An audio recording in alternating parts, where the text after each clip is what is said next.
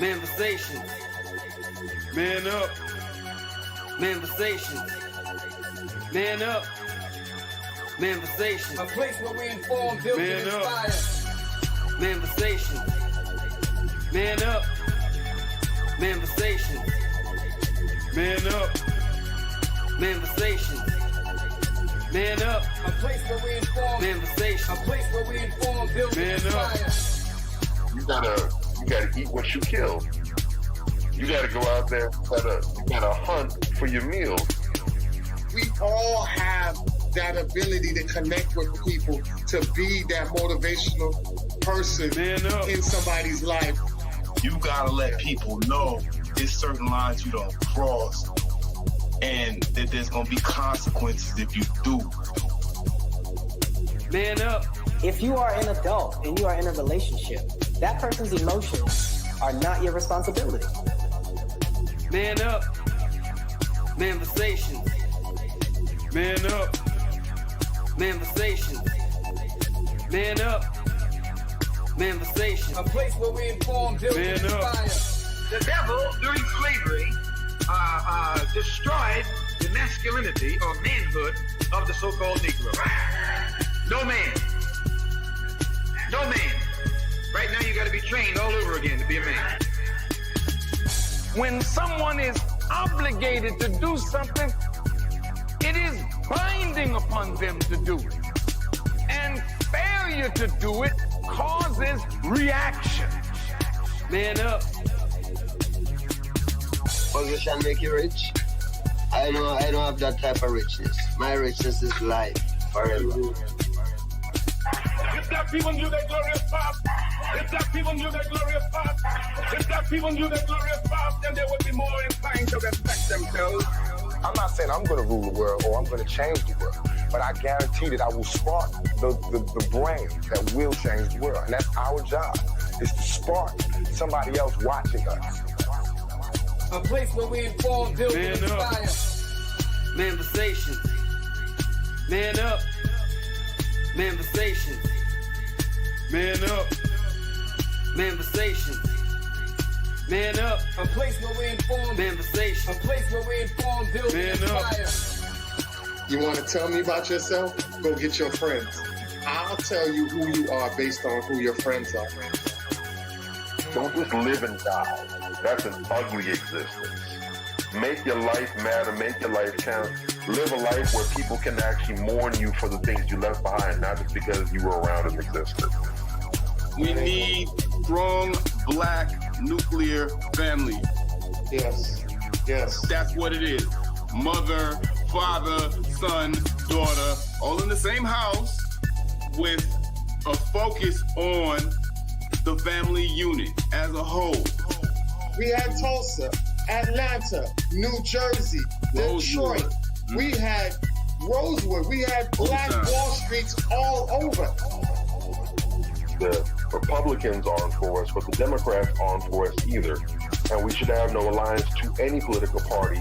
We only have alliance to what is in our own best A interest. place where we inform, build, and inspire. Manifestations. Man up. Manifestations. Man up. Manifestations. Man up. A place where we inform. Manifestations. A place where we inform, build, and Man up. inspire. At the end of the day, as men in the community, we Man must up. stand together and be counted, because people look to us for guidance, leadership, and Man up. protection. And if we are not about that business, we are not on our job. Man up. Here we have grown-ass man conversations in the spirit of that purpose. Man up. Anthony Malcolm, Bobby Drake, Major Gage. Man up. We are. This is Manifestations 2020. Manifestations. Man up. Manifestations. A place where we inform, build, and Man up. inspire.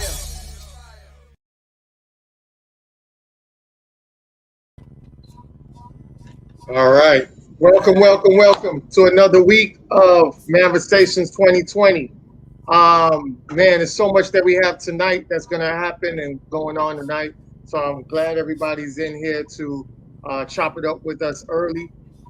There's so much to talk about. We have so little time to put it in Hopefully we could cram it all in 2 hours.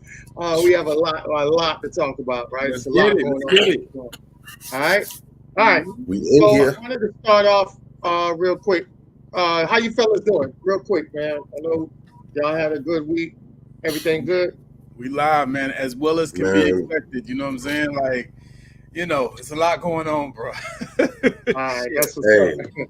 life keeps on going. We still living it. It's been a great week. It's been an excellent weekend. Of course, we back up here chopping up with y'all, the fellas, and with the people, and we gonna do what we do. Life is Exactly. life, man.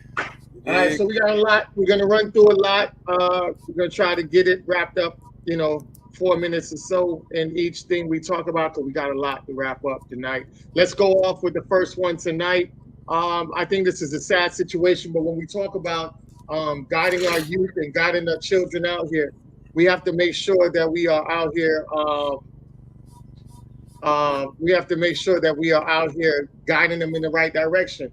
When they leave towards college, that's not the parenting doesn't stop there. The community, the village doesn't stop there. Everybody has to have their hands surrounded by that child, and putting that information in their brains constantly so that they don't stumble on their process of success. Because one false move off of that balance beam and that's it, you're disqualified. So we want to make sure that our children are aligned right, they have all the support they need, and they could just skip on that balance beam and go from one point to the next point successfully. This wasn't a story right here. It's a sad situation, but we just want to educate the masses based on the situation right here. But this phenomenal football player that plays for LSU, he's a starting DB. Javian Talviano was arrested for video. It's so small. Voyeurism. Okay, Yeah, voyeurism. Voyeurism, right? So Taviano turned himself into the sheriff's office for one count of video voyeurism. He was secretly recording sexual intercourse with a clock camera. In an interview with the detectives, admitted using a hidden camera to record the sexual encounters, the arrest warrant stated. Taviano has been suspended from all sport team activities. Wow. All right. So this is just a prime example that something so minute can turn into, well, I want to say it's so minute, but the situation in itself seems very small, but it's something that's very big. And I think a lot of times we don't understand how powerful it is for us to have not only discipline, but to have the sexual discernment and not do things like this that's in violation to somebody else. Even if somebody told you off camera, or not on record, that it's cool, don't do it. Because sometimes people will set you up for stuff like that. Not saying that's the situation here, but you can fall victim into that where people will bait and switch you into that. So I just wanted to show that because there's so many athletes out here that do simple things like this that they don't think that's going to derail them. And that's something that'll derail you off your tracks, because as something like this, a lot of people say, okay, slap on the wrist. But if you have an organization like a Me Too that could pick it up and run with a different narrative, now your whole image, this young man's image and brand is destroyed. Nobody's going to want to even deal with him because he's attached to some sexual deviance. All right, so I just wanted to land my plane on that. And you fellas had anything that you guys wanted to say on this? Wow, I'm taken aback. I didn't even know about that. I had no idea that I hadn't heard that story at all. So that's news to me. I mean, it should go without saying at this point, young brothers, young people in general, recording somebody without their consent or knowledge, like what world do you live in, man? Like, that's just kind of common sense. It's some shit that you just don't do, but you got these young guys and they don't have a lot of guidance, unfortunately, and they end up caught up in situations like this. Now he has to forfeit perhaps his entire career, just on account of that one incident. You know, before you take certain actions, you got to just stop and contemplate, man. Like, is it worth it? If I get caught doing this and I have to give up everything for this little bullshit action, is it worth it? You know, and if he would have stopped to do that, I'm sure, you know, he wouldn't have done that type of thing, man. That's really perverse, and it's very disturbing. Like, damn, I didn't know these young cats was doing it like that. You know what I'm saying? Like that. But when you stop and think about all the negative influences that they have coming in, you know, from the rappers that's out here to the reality TV and all this old shit, it makes perfect sense. You know what I'm saying? Stupid in, stupid out. I just say, you know, brothers and sisters, let's really try to get our code of behavior on point so that we avoid this type of foolishness. It's ridiculous. Definitely. Wow. Well said. Like you, this is my first time hearing the story, and all I can say is, if I could, I would just cock my fist back and pop him hard as I can in the back of his skull. You goddamn idiot. I mean, and you know, and what makes it so disappointing is because at this point, he made it. All right? Yeah. Even if, because we know how super competitive the world of basketball and football is, right? We understand that. We know that pretty much as a super concentration of people heading towards those two sports right there. If you go into any classroom in America, especially in any black school, whatever, and you ask the boys, you know, what do you dream of doing? What do you want to do with your life? Whatever. From elementary all up to high school, the most common frequent responses are, you know, I want to be in the NFL, I want to be in the NBA. Right. This is the dream. You got people literally trying to do this to change their lives, to change their families' lives. You know, a lot of these brothers come from horrible situations, whatever. They're trying to do right by their families. They want to make a difference. They want to create generational wealth. They want to be the first in their family to make it, to be that big name or whatever. And thankfully, because of the work that's been put in, now you don't have to necessarily go to the pro leagues to go ahead and get a payday. You got the NIL deals now. So you could be a collegiate athlete. You were good enough to get into college, and maybe you're not going to be good enough to make it to the pros. But you could still be cutting $1 million deals. You can be cutting $100,000 deals. All right? You can get cars. You can get all kind of rewards, benefits that you've earned from your skill and your acumen. There's nothing wrong with it. You can get rewarded for that. You're not going to be penalized because, you know, somebody wanted to give you a jacket or because over $300. No, you can actually reap the fruits of your rewards the same way these institutions do and have been doing. So the playing field is finally level in that regard. And you there. He's one of the first cats in that he's in that trailblazing class. I think NIL's only been a thing for like, what, 2 years now or something? So he's right there. He's a part of the first generation to actually be able to be there and to basically be able to eat off the fat of the land like the coaches have been able to do, like the schools, these programs have been able to do. He's there. And yo, stupid, goofy ass go and do some nonsense like this. Damn it, man. That is forget sports. That's the life equivalent of trying to pass it in the end zone when Marshawn Lynch is right there. You were there at the honey pot, and I just threw it out the back window so you can, record you getting some yams? Yeah. Jesus. Look, I'm not saying that that's the worst possible way to go ahead and blow a bag. But my God, when I think of all the things, all the sensible reasons as to why you would literally go and throw $1 million out the window. Yeah. Recording, yeah, man. Hey, look good. Hey, look at me. Yeah, she back in it. And I would go, if I could ask him anything right now, I would go to that brother. I want to ask him, I don't know how many times he's done it. I don't know how many times he's confessed to it, whatever. But I would just simply ask him, if you can look back on the times when you've done that, man to man, be honest with me. Was the sex that you had and the sex that you recorded, was it worth the money and the opportunities that you gave away? No. And I'm pretty sure he would say, man, hell no. No. 30 seconds left. You have to exercise discipline, sexual discipline, and you have to think. The future that you want is not going to fall in your lap. You have to be intentional about it. That means you have to look at everything as a business type decision. Is what I'm thinking about doing going to take me towards where I'm trying to go, or is it going to take me away? And you have to be savage and ruthless about cutting away everything that is going to take you from your goal. All right. Well said. Real talk. Well said. Real talk. All right. So we're just going to sit here and give you, show you guys some life lessons to build on that.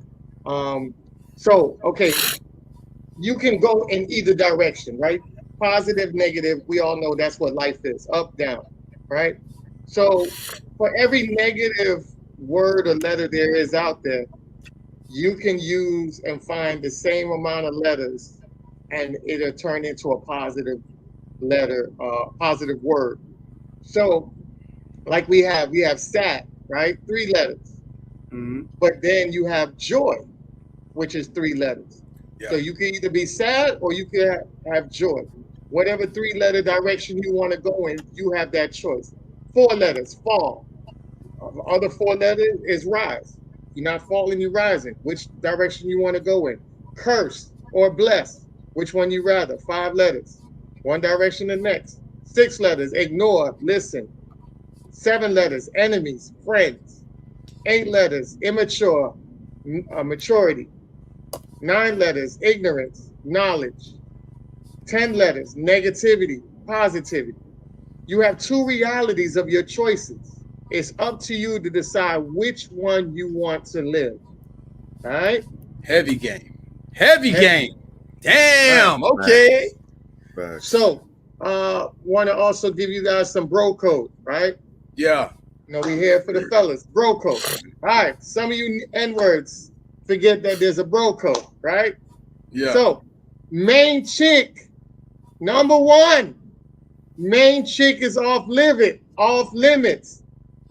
Everybody else food, right? Meaning that your main woman should not have to come to you about your friend disrespecting them or saying some slick stuff like that. You as a man that is friends with your homeboy and you at his girl's house, have some decorum, have some respect. Respect her as if that was your main lady, and you don't do to her what you want somebody to do to your main lady. If you living foul and your homeboy living right, then you need to move yourself from out that circle and go mess with some homeboys and find some friends that's living foul like you. All right? Yeah. Second, don't fuck with nobody's family unless you're ready to fall in love, right? I like that. So don't mess with his family unless you're ready to fall in love. Meaning that if I have a sister, or if you got a father, or you old enough to be my father or something, my stepfather, and you hollering at my mother, don't talk to none of the women in my family unless you're ready to fall in love. And every guy that's out there that has that mentality, make sure you have that mentality too when you approaching somebody else's household. All right? Real talk. I love it. All right. Third, we fight together. Right? If I'm getting my butt whooped, you gonna get your butt whooped too. We gonna have stories about how we got our butt whipped together. If I'm fighting and you watching, that don't sound right. That sound like you might have stepped me up in this fight. Right? So we in it together. The same thing that the number one anthem of Bad Boys, right? What's the number one anthem of Bad Boys? We ride together, we die together. Bad Boys for life. All right. All right. Number 4, if I'm fucked up, help me get back right, and vice versa. That's what friends are for. Even in relationship, if you see me as your man and I normally take care of all the bills, but this week I got short on my pay, or this week the check didn't, we had some more extra bills that we had to cover. Then, help your man out. Let him know, hey, I got you. I know what's going on. Here, take this extra 100 and buy something for the week because I know you paid all the bills, but you ain't got no money to eat for the week at work. Here's 100. Take that, That's love. right. That's You right. get what I'm saying? Fellas, the same thing. You got to have that intuition with your woman. You know she's doing a lot around the house. Maybe it's one time you say, babe, just sit down, relax. I got it. I'm going to clean the house. I'm going to cook you dinner. I'm going to do whatever I need to do because I know today you're just not feeling right. You might have a stomach flu or you're just not feeling up to it like everybody else. We all have a down day. Take this down day off. Take the day off. Relax. I got everything else. Fellas, step up. She is your rock. She is your rib. There's a reason why it's in the Bible that they took a rib to create her to help you out. Make sure that that is what we're doing. All right. Vice versa. Reciprocal energy. We talk about that all the time. Okay. Never tell females what we discuss. If I'm your homeboy and it's some flawed stuff, then check me as my homeboy and make sure that when we leave that conversation that I'm heading in the right direction. Right. Don't tell the next person what's going on. Check me, straighten me, so that way I could go back and straighten that out on my own. Nice. But don't do that. All right. So when we have a brotherhood, we have a code with each other. I am my brother's keeper. That doesn't mean that you support my bad behavior. That means you check me until I get my shit right.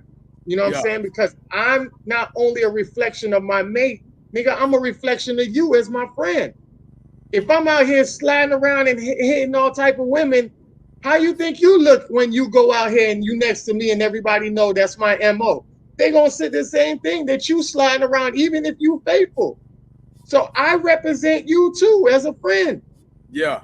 So represent, we gotta represent and hold each other accountable. Just like your significant other. When you step out that house, you represent her. When she step out the house, she represents you. All right? Yeah. All right. 6, stop trying to compete. That competition comes with ego. Men and women have egos. Ladies, y'all have egos too. There is no competition. We're helping each other. We are seesaw. I go up, you go down. When I go down, you go up. We're seesawing to make us a power couple.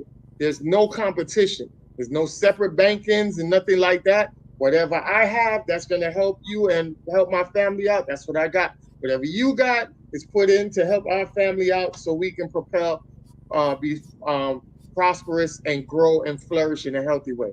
All right. So stop the competition. We got to stop that. Even on Facebook. All right.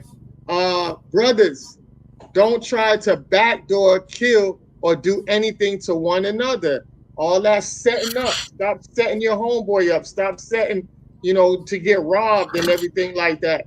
Just because you want a little piece of come up, that is flawed.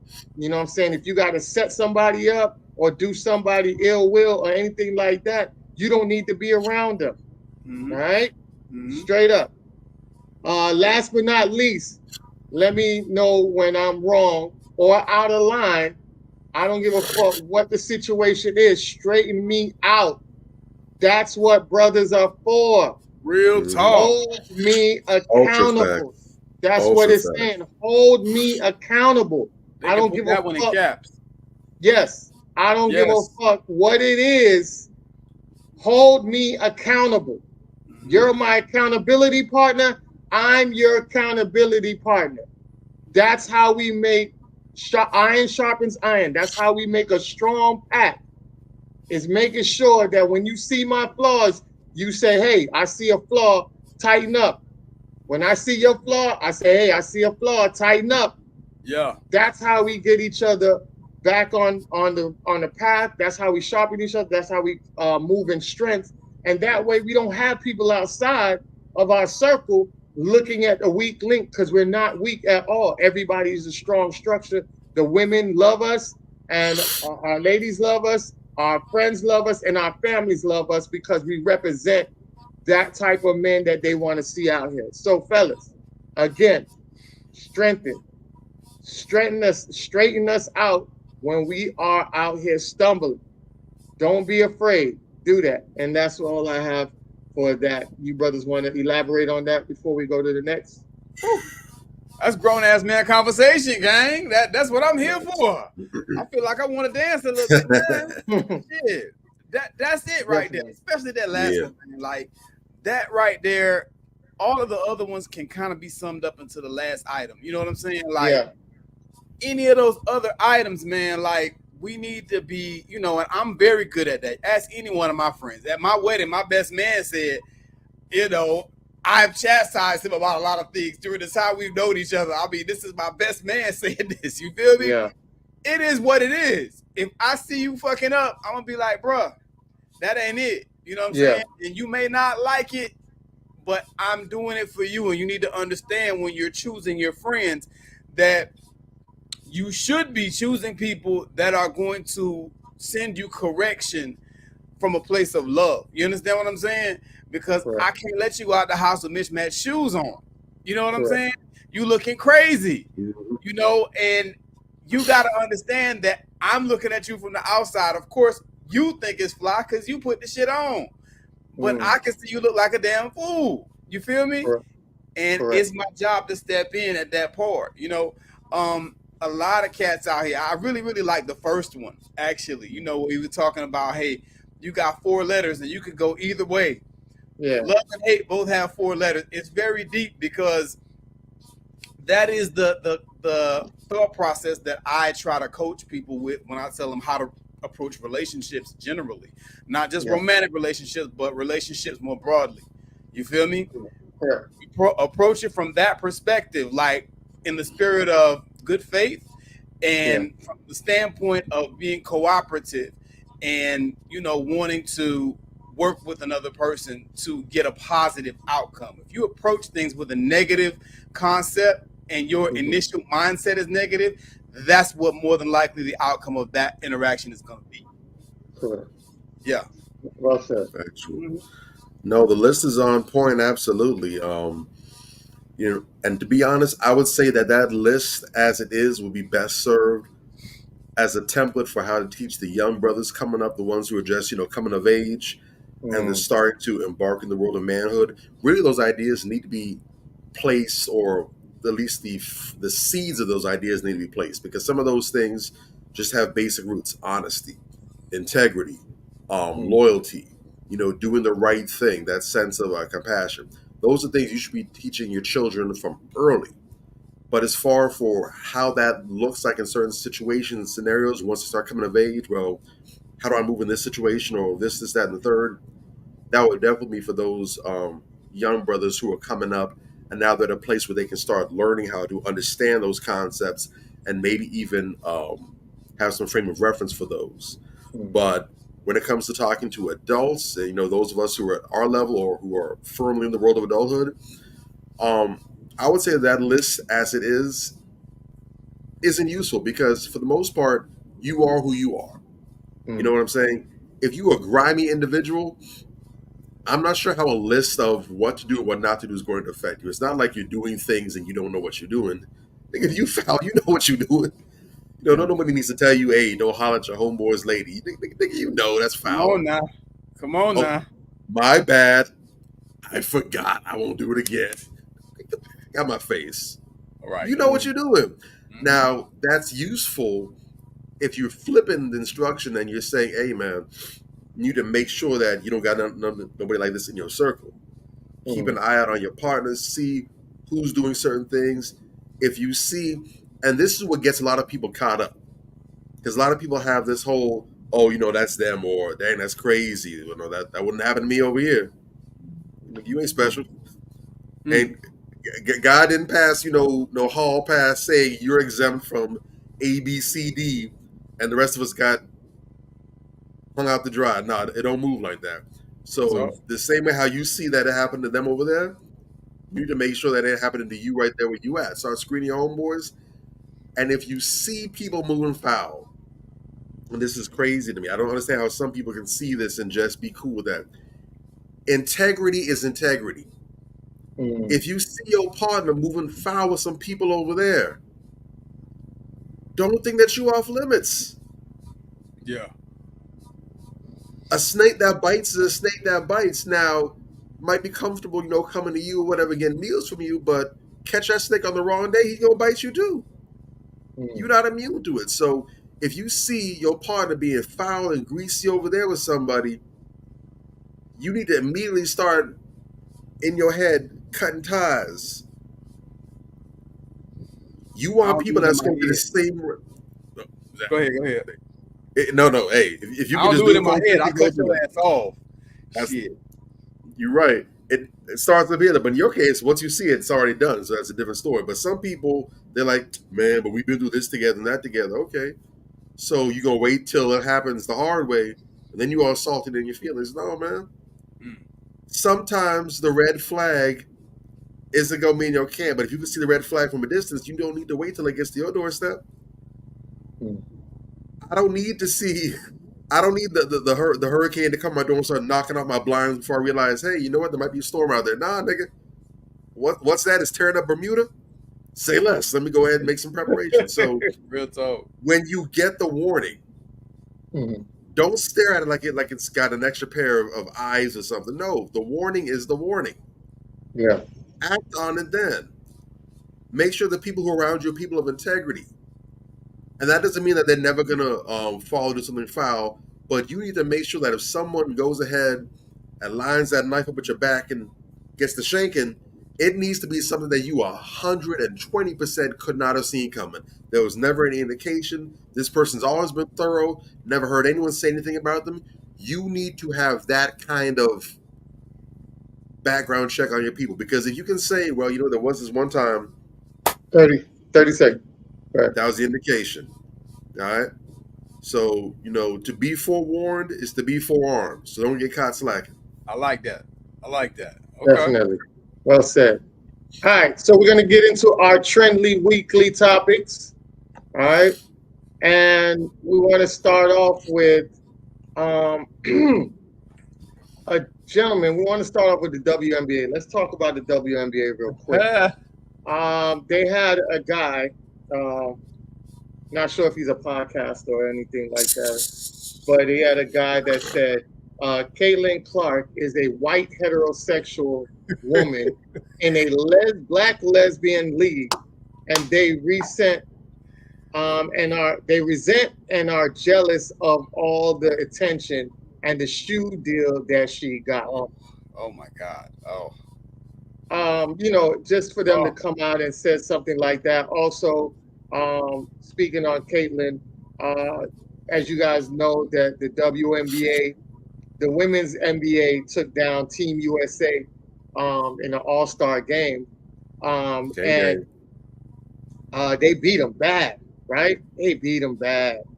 And they had Caitlin Clark, right? They had her on the main picture of WNBA takes down Team USA, made it real big, a big thing, and then they had Caitlin Clark on the front, and her stats was, I believe, 4 points, 10 assists, 0 from 7 from the 3-point range, and they had her up there. But the star, the MVP of the game, was Arika. I can't spell her last name. I think she's an African. I don't know how to say it either, but I see it. Ogunbowale, I think it is. I can't make it up. She scored 38 points. 34. 34 points. What was that she had? 8 assists. 8 3-pointers. 8 3-pointers. And 6 assists. 6 assists. Okay. Yeah. Thanks.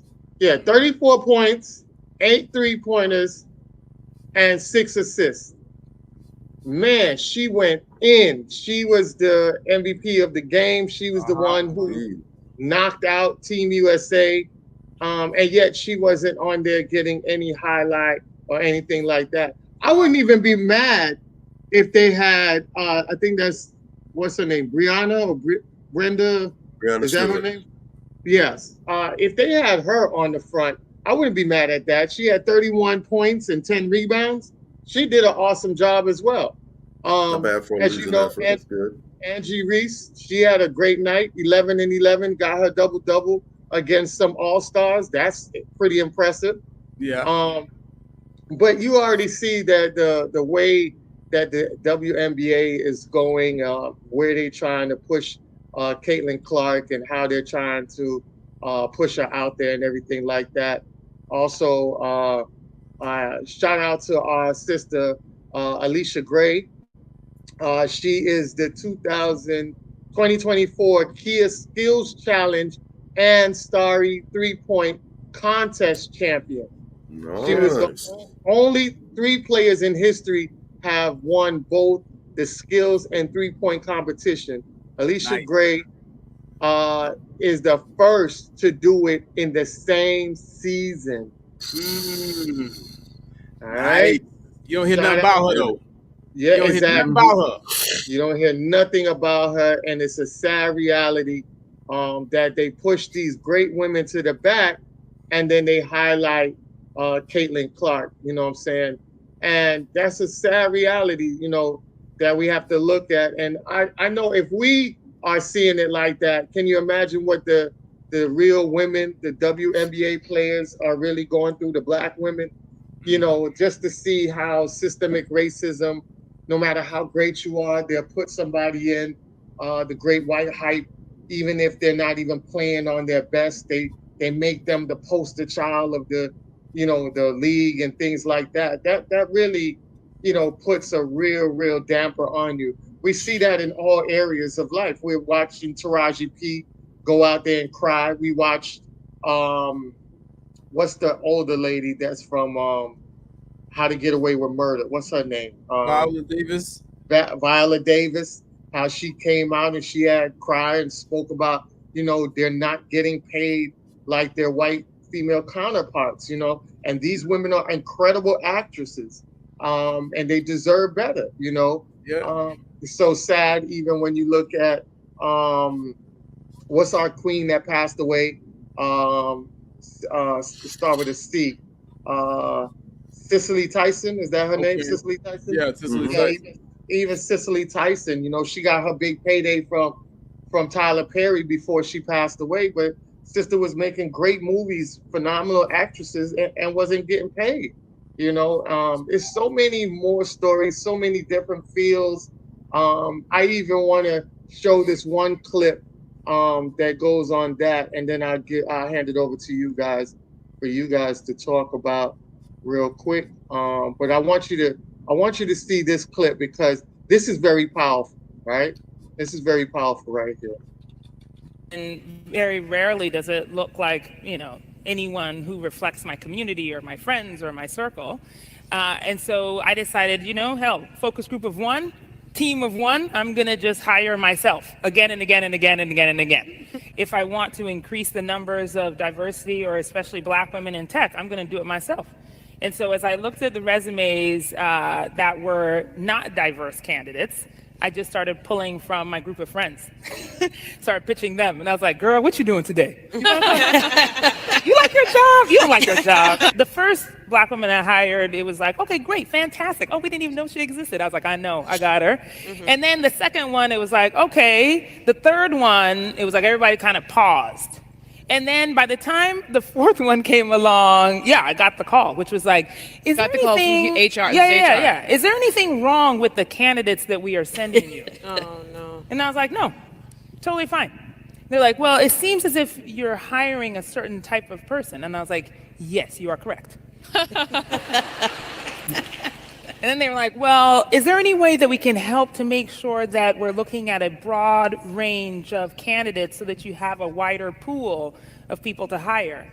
And I was like, did you tell homeboy down the hall that? Mm-hmm. Did you tell him that he shouldn't hire any more white men? Because I don't think so. Right. Yeah, I walk into the room and very rarely does it look. So sister was unapologetic, on point. And the reason why I brought that up is because the WNBA, but also the NBA, when we talk about, last week we was talking about the nepotism and how LeBron James brought his son in, and everybody had a problem with that.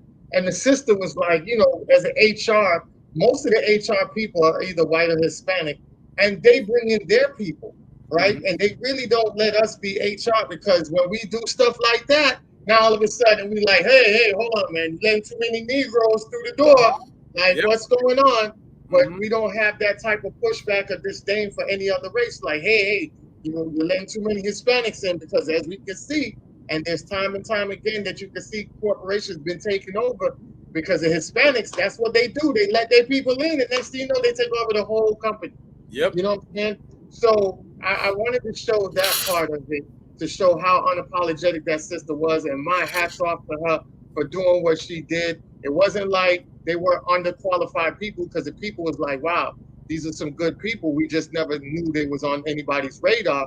And the sister was like, yeah, they're my friends. I'm cool. So just for her to do that shows a lot, and it shows why we need to get our own institutions and start hiring our people, because we have a lot of qualified people that get overlooked or get the bullshit, you're overqualified, which is a legal way of basically discriminating against us.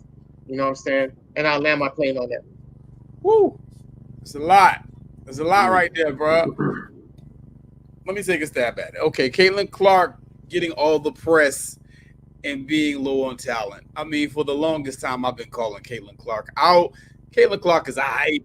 She ain't all that at the end of the day. And the proof that she ain't all that is that she has never won anything. Who do you know that gets all this press and all this hype and all these accolades that's never won anything? I'll wait. She's like the modern day, what's the guy who played for the NFL for a couple years, the Jesus guy? What was it? Tim Tebow. Tim Tebow. She's Tim Tebow with titties at the end of the day. That's what Caitlin Clark is. You dig? I mean, like, she just don't do nothing special. She's nice with some of her shots or whatever the case may be, but she's a one-trick pony. Not that they done figured out how to defend her. She's very limited in what she can do. Real talk, that's how Colin Kaepernick was. And I'm a diehard 49er fan. I love Cap, but once that book was out on his ass, he couldn't do nothing. So this is where she is and what she is. So I'm not impressed. You know, it being a black lesbian league says who? There are plenty of straight women in the WNBA. You understand what I'm saying? And for them to use that smear tactic, you know, it really just says more about the person saying it than it says about them. You know, and to her credit, Caitlin Clark is not out here talking all this bullshit. It's the white supremacists behind Caitlin Clark that see some type of greatness in themselves that they can live vicariously through Caitlin Clark. You know what I'm saying? That's what they're hoping for.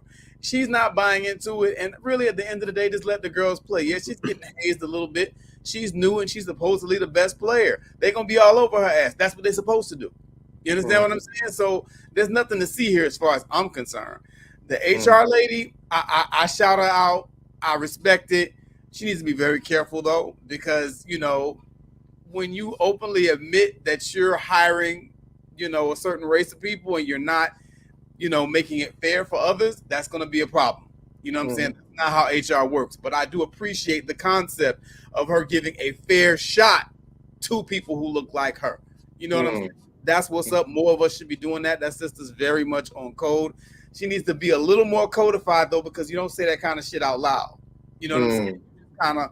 You let it ride. You keep doing it. You keep going.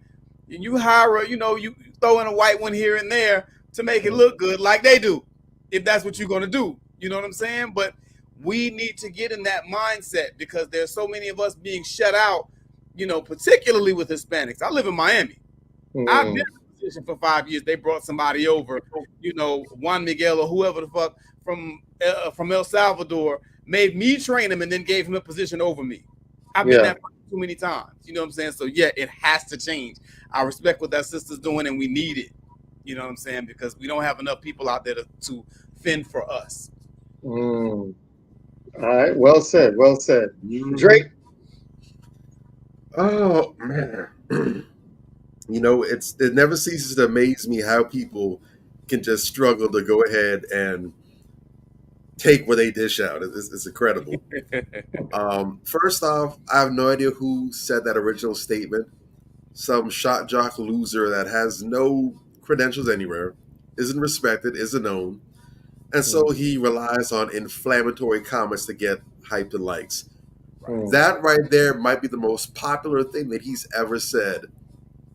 And only because of the inflammatory nature, not because he has incredible insight, not because he has any sort of deep relationship or personal relationship with any athletes.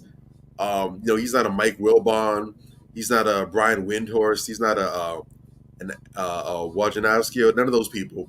He's just some loser with a microphone that can't get any genuine attention, so he has to go ahead and be inflammatory and offensive and hostile. Pretty much.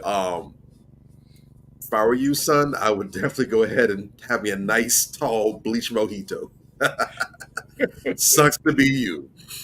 But yes, it's been said, and I'm going to keep saying over and over again, Caitlin Clark is the official Great White Hope of America.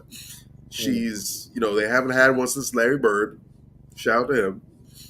And so this is their attempts at trying to go ahead and fashion her into one, this iconoclast for white culture in the realm of basketball. She's not a NBA player. They'd love it if she was if she was a dude like a Jokic, but he was American, but she's not. But they'll take what they can get. Right. And it just goes to show how desperate they are to have representation in a country that is overwhelmingly represented by them. It's crazy. Talk about it. But it just goes to show you they know what they be doing. Yeah. These people are very hypersensitive. They'll sit back and tell you all the time, why make it about race? It's not about race. It has nothing to do with race. Why are you bringing race? See, you're playing the race card. But no one has the deck of race cards like they do. Because like you said, and for starters, no shade whatsoever to Caitlin Clark. From what I've seen, I have not seen her say or do anything inflammatory to incite this. From everything that I've seen, she's been a professional.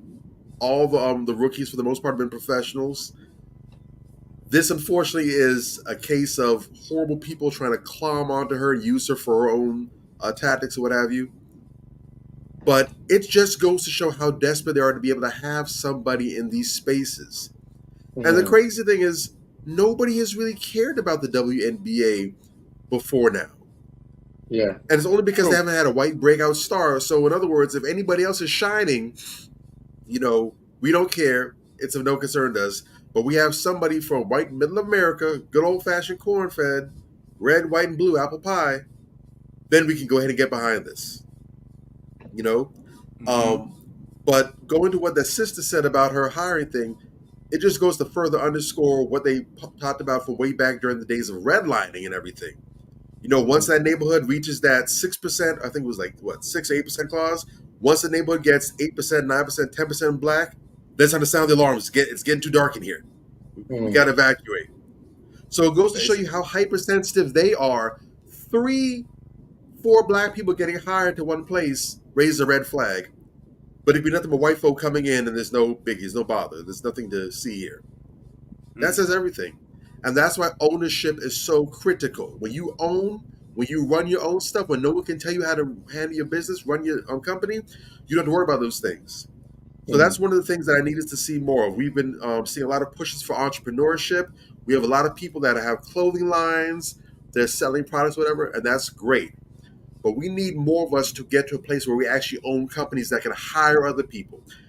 Big kudos to Brother Starrix for the stuff that he's been doing with Smith & Webster and with other restaurants that got popping on. That's employing us, giving us wages that are better than what people in the field are typically getting.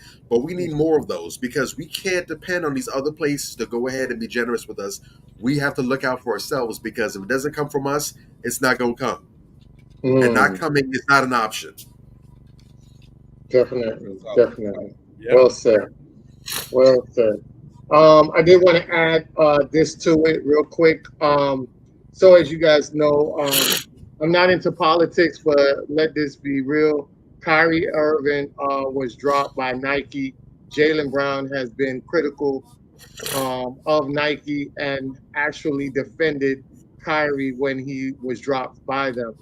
There was a slight defense of the reason why Kyrie wasn't chosen to be on Team USA, but for Brown to not be selected after winning the Finals MVP is obvious. It shows that Nike stepped in and interfered with the selections. agenda. They hate critical thinkers, Team USA. You know, it's sad. Like I said, we have to build our institutions because if not, they get to do stuff like that when our brothers are stepping up and trying to do something for, especially for our community. We know Kyrie Irving has his own shoe that he brought out. He also does a lot of great things for Black women, Black people. I know he paid colleges for some Black students. Yes. Jaylen Brown talked about, you know, white people always pocket watching. So when Jaylen Brown got his large signed deal the other day for $250 million, they were asking him what he wanted to do with the money, and he said, "I want to use it to help the Black community in every which way I need to do." And that was so commendable for him to say that. And you have two guys here that are going against the grain, that are being ostracized because that's not what they want Black men to do. They don't want them to uplift their community. They want them to spend money in the dominant society and be ignorant and ignore the Black community. So shout out to those two brothers, and land my plane on that. Yeah. You guys have any anything y'all want to say about that? Not really a lot to add, man. You hit most of it. I mean, it just kind of speaks for itself. This is how white supremacy works, and we got to hold those brothers down. You know what I'm saying? Like, we got to get out there and get in the stores and buy their products. You know what I'm saying? And watch their games and support them. You know, no matter what, we got to hold those guys down because, you know, they're going to go out of their way to discredit them as much as possible while still, you know, utilizing them to make money. You know, but, you know, we can't let them smear those guys at the end of the day. We got to really get out there and go to bat for them. And I think that the Black community, got their back. You know what I'm saying? So yeah, I think those brothers will be all right. You know, I do find it very interesting, though, when you get a $250 million deal, I've never seen anybody get in a white player's face and ask him what he want to do with the money. Exactly. What is that about? Like, dude, I would have told him to do what the fuck I want to do with the money. Yeah. Bitch. That's what I would have said, but that's me. Don't be like me. You know what I'm saying? Like, real talk, that's creepy. That's what I took from this that really jumped out at me. Bruh, the audacity, bitch, it ain't your business. Wow. Drake, you got something to add on that? That's that ownership mentality. You know, they all these years, all these centuries later, and they still think that they own us. What? They still want to pocket watch us. You know, what are you gonna do with this money? Not gonna tell your monkey ass. That's what. Real talk. You know, like you said, it's wild, but they still are trying to check us. They always perpetually have that thermometer trying to take our temperature to see where we are. Right. Always. Because remember, it's been said, and shout out to our beloved elder, Neely Fuller Jr. They don't gauge and determine how white society is doing based on their achievements, their accomplishments, the status quo. They determine their status quo based on how we're doing. That's real. So they could be hitting record-breaking highs, busting the metrics in every conceivable fashion. But if Black people start doing too good, it's all hands on deck. It's the klaxons are going off. It's the red light. This is not a drill. It's the hunt for Red October and everything else going on. Man, the cannon. They're hyper again. That 8 to 10% population switch. Okay, it's a problem. Yeah. They are hyper aware of our acceleration, our growth, and our development. It's what scares them because it's the only thing that they have consistently thrown up a roadblock and an obstacle to. That's why there's such an issue with issuing reparations. Well, if we do get reparations, then it should be education. It should be land. It should be Pokemon cards. It should be Hot Wheels car. Everything but the paper. Why? Right. Because if Black people have actual paper in their hands, if we can actually control our own financial destiny, that's a horrifying concept. Yeah. Will some go ahead and trick the money off? Absolutely. Some will. And you know what? That's their choice. That's their right. But some are going to take that paper and do some very important things. And if it's only 10 people out of 100, those 10 people will give them fits. Yeah. To further underscore the importance of ownership, like I said before, I'm about a month behind because I try to binge it when I'm at work, but I'm always away from my desk frequently. So literally when I'm updating information or whatever, or my records or whatever, that's what I'm listening to it. But I'm always giving them credits because I just love the way they're moving. Shout out to Cam Mason Stat Baby for the It Is What It Is broadcast. I like that song. Yes. I'm about a month behind in the episodes, so this is old news. But apparently, of course, they say what the hell they say. They don't be hating. They call it like they see it. They've had some criticism for some players in the past. They've had a little bit of criticism for Ant-Man, Anthony Edwards. But for the most part, I can say consistently they've always been showing him love. They're behind him. If anything, they love him so much in part because they feel like he represents what the old school basketball players, where he still has that throwback mindset where, I'm just the best. I'm going to make y'all feel it. I'm going to put it in your chest. Yeah. No Diddy. Whereas a lot of the players have kind of gotten soft for the times nowadays. But he low-key started shading them. And they was like, well, I don't know why he's saying that we're saying this because we never say anything sideways about him. And I forgot how they worked it backwards, but they determined that they believe the reason for that is because of his partnership with Adidas, and that Adidas has been putting ideas in Anthony's head that they've been coming at him sideways or whatever. And so, in true, we say what the fuck we want status, they basically put out the threat on Adidas and said, look, if you want to go ahead, and we're not going to blame him because he's a young cat. He doesn't know what's being said. He doesn't understand that. But y'all know what y'all doing. So if y'all want to keep it up, we can go ahead and we can make this an all-out assault on you. And basically, they cut a promo for a whole documentary on how Adidas' shoes have been injuring athletes wearing them. Wow. And they were showcasing everybody from DeMarcus Ware, if you remember that big game from several years ago in the Final Four where DeMarcus Ware came down and he landed on that player's ankle and his whole damn leg bust out. That was horrible. DeMarcus Ware, Tracy McGrady, Kevin Garnett. They even were touched on plays in other sports, in soccer with the cleats, whatever. They even had an athlete lined up to go ahead and give a testimony about the issues that he's facing while wearing Adidas' shoes. So they were like, if y'all want to keep playing these games, we can play because we don't have anything to lose. Y'all got everything to lose. But you can only make moves, and that's powerful because Adidas is a big-time company. Yeah. It's a major corporation. Smack them up. Fortune 500. But you can't do that if you're not an owner, if you don't run your own. If they can get you by the balls and squeeze and say, hey, you better comply with us, you can't make moves like that. Yeah. You can't do that. But when you run your own, they have their own platform on YouTube. No one can tell them what to say, what not to say.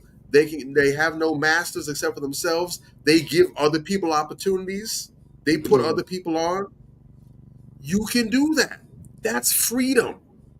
I love it. But it starts with ownership. So again, we have to get in that mindset. And when we have that power to do that, I think it's going to be amazing the changes that are going to be able to be made, because that's not going to come from politicians. That's not going to come from the White House and Oval Office. That's not going to come from the governor's mansion, whatever. That's going to come from the people. It's going to come from the soil. So we need to support the Jaylen Browns. We need to support the Kyrie Irvings, not just with our voices and saying, yeah, we like them.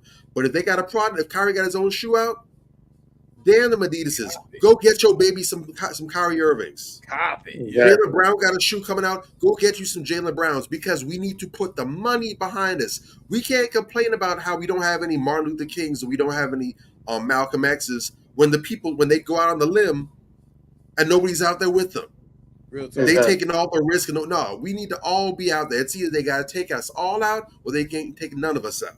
But we can't have one person out there, because if one person can get popped, then the movement can stop. We need to all be out there in the field with them. We can't have representatives. They can use their voice and their platform, but we need to be on the platform with them. Exactly. Well said. Definitely well said. I did want to show, I should have showed this earlier, but it was a post that Bobby Drake posted, shared in the Manversations family group that we have on Facebook.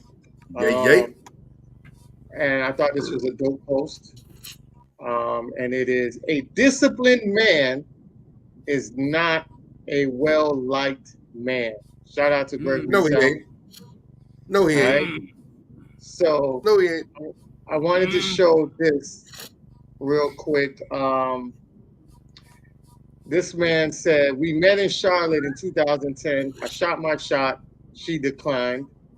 And then this meme popped up. I dodged the bullet. When she turns you and when she wants you. And then I'm going to play this one video real quick. About the mindset. I think this is the general mindset for a lot of women. Not all women, but the women out here that's playing the games. I think this is the general mindset. Sometimes a woman can talk her out of a relationship. You can talk. We do that. Yes, we will talk. I'm gonna say something, and this might ruffle little feathers. I don't think just being a good man is enough to stay in a relationship with them. But when I say a good man, I mean like he's good. That means all around.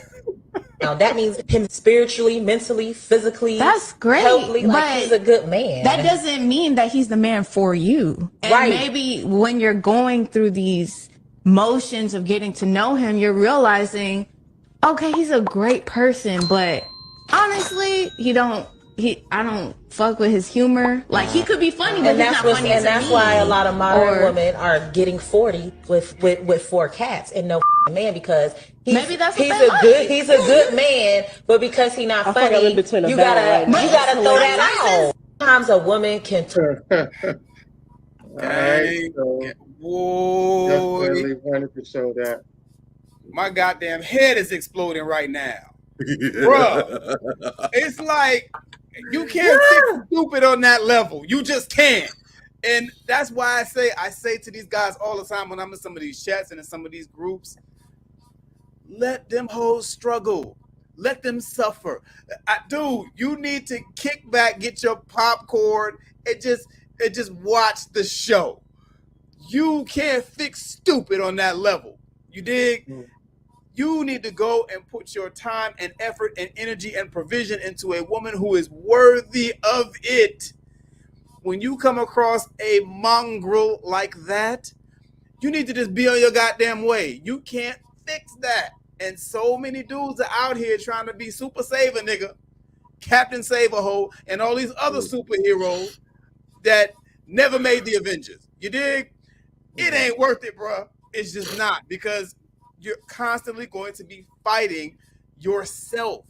You know, you're always going to be looking at, well, what is wrong with me? What is it that I'm not doing? And with that type of woman, no matter what it is that you do, it'll never be enough. And sometimes they'll tell you, you know, you're not good enough for me. Take them at their word. Or I'm not good enough for you. I'm sorry. Sometimes they'll tell you, you're not good enough for me. Or no, you're too good for me. That's what I'm looking for. Take them at their word when they tell you that you're too good for me, because that's exactly what they mean. A lot of these sisters out here, they don't know how to appreciate, care for, and interact with a good, solid, decent man. You understand? It sounds good aesthetically. It sounds real pretty. I want a good man, but that's not really what they mean. There are a lot of women out here that are attracted. I was just writing about this in my book the other day, that are attracted to the lower level qualities of men. If you're a guy who's got all his shit together and you check all the boxes, why are you wasting time with this fool? Leave the trash outside. You understand what I'm saying? Stop trying to recreate people and make them into something that they're not. A lot of guys fall in love with potential. Damn, you know, she could be this and she could be that. I really see a future in her if I just, you know, educate her a little bit. And no, you shouldn't have to re-raise nobody. You did it? If she didn't do right, and at least in the spirit of cooperation, you know, where everything might not be right about her, but she's willing to accept correction or whatever the case may be, this, that, and the third, you know, something's got to give. But if you have somebody who's like that, that's telling you at the door, I'm problematic, I see all kind of red flags in a goddamn 30-second sound clip from this moron. What are you going to do with that, bro? Nah. You know what I'm saying? Let them struggle, let them suffer. Go find you a sister that's cooperative and going to come to the table in good faith, it's get him, Gage. You're saying, you dig, and you got to do that shit with your chest. Don't come in there all mealy mouthed and meek and shit. No, you got to do that shit with your chest. Put your nuts down on the table, gang. Yeah. You dig, and let her know what it is at the door. Ask my wife. In the first 15 minutes, I was drilling her ass. You dig? Okay, so how often you wear your natural hair?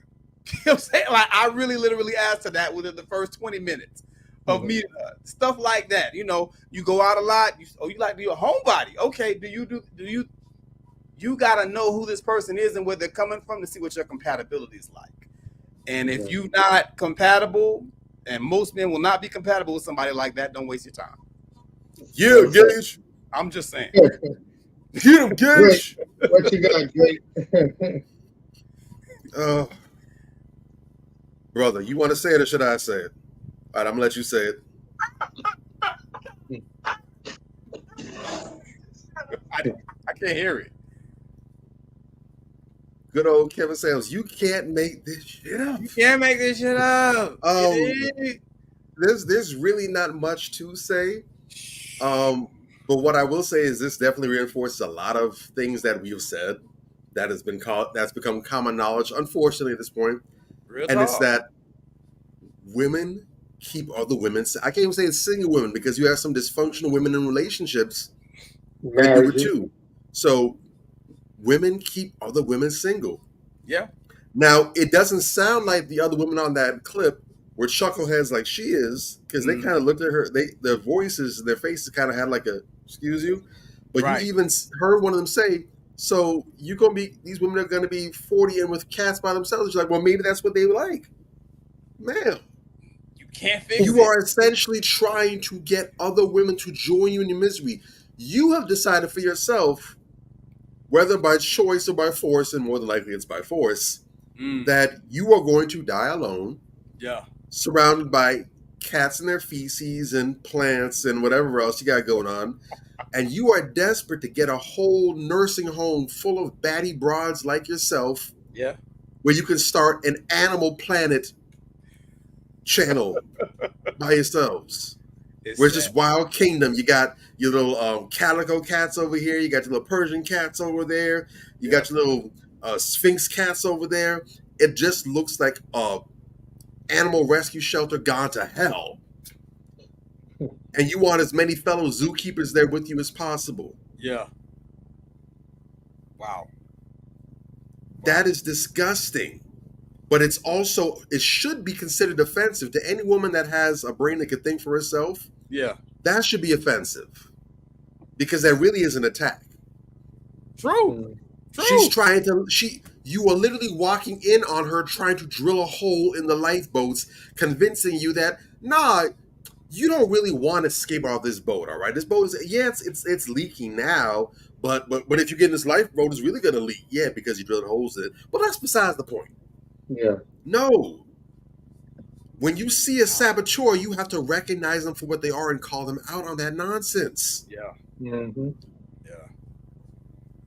But because that says a lot about you. They literally just said, well, he's a good man. And they even said, well, if we're saying he's a good man, we assume it's not just the one area, but it's all these different areas. And she's still saying, yeah, but what if? You have to learn how to, and this was something that I had to learn a long time ago. And it's not just related to women. It's a people thing, period. Yeah. But it's important that when you have conversations with people, that you dig deeper on words and terms and phrases.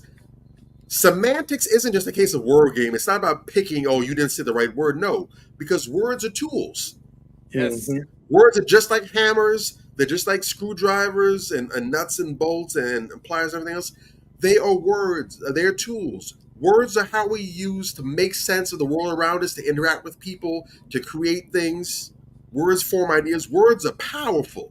Yes, they are. Not even in the metaphysical sense. We're just talking in regular interacting with each other. So when a person uses words and terminology, you better understand what they're saying, because you all can be having a conversation and you think it's about one thing, but it's something completely different. Mm-hmm. So when a woman, and when they're explaining what a good man is, they're even digging deeper into it for her, she's still saying, yeah, but what if? Understand what she's saying. she's basically saying flat out that a good man is not her type. Yeah. Basically, that's what she's saying. So if a good man isn't your type, then what is your type?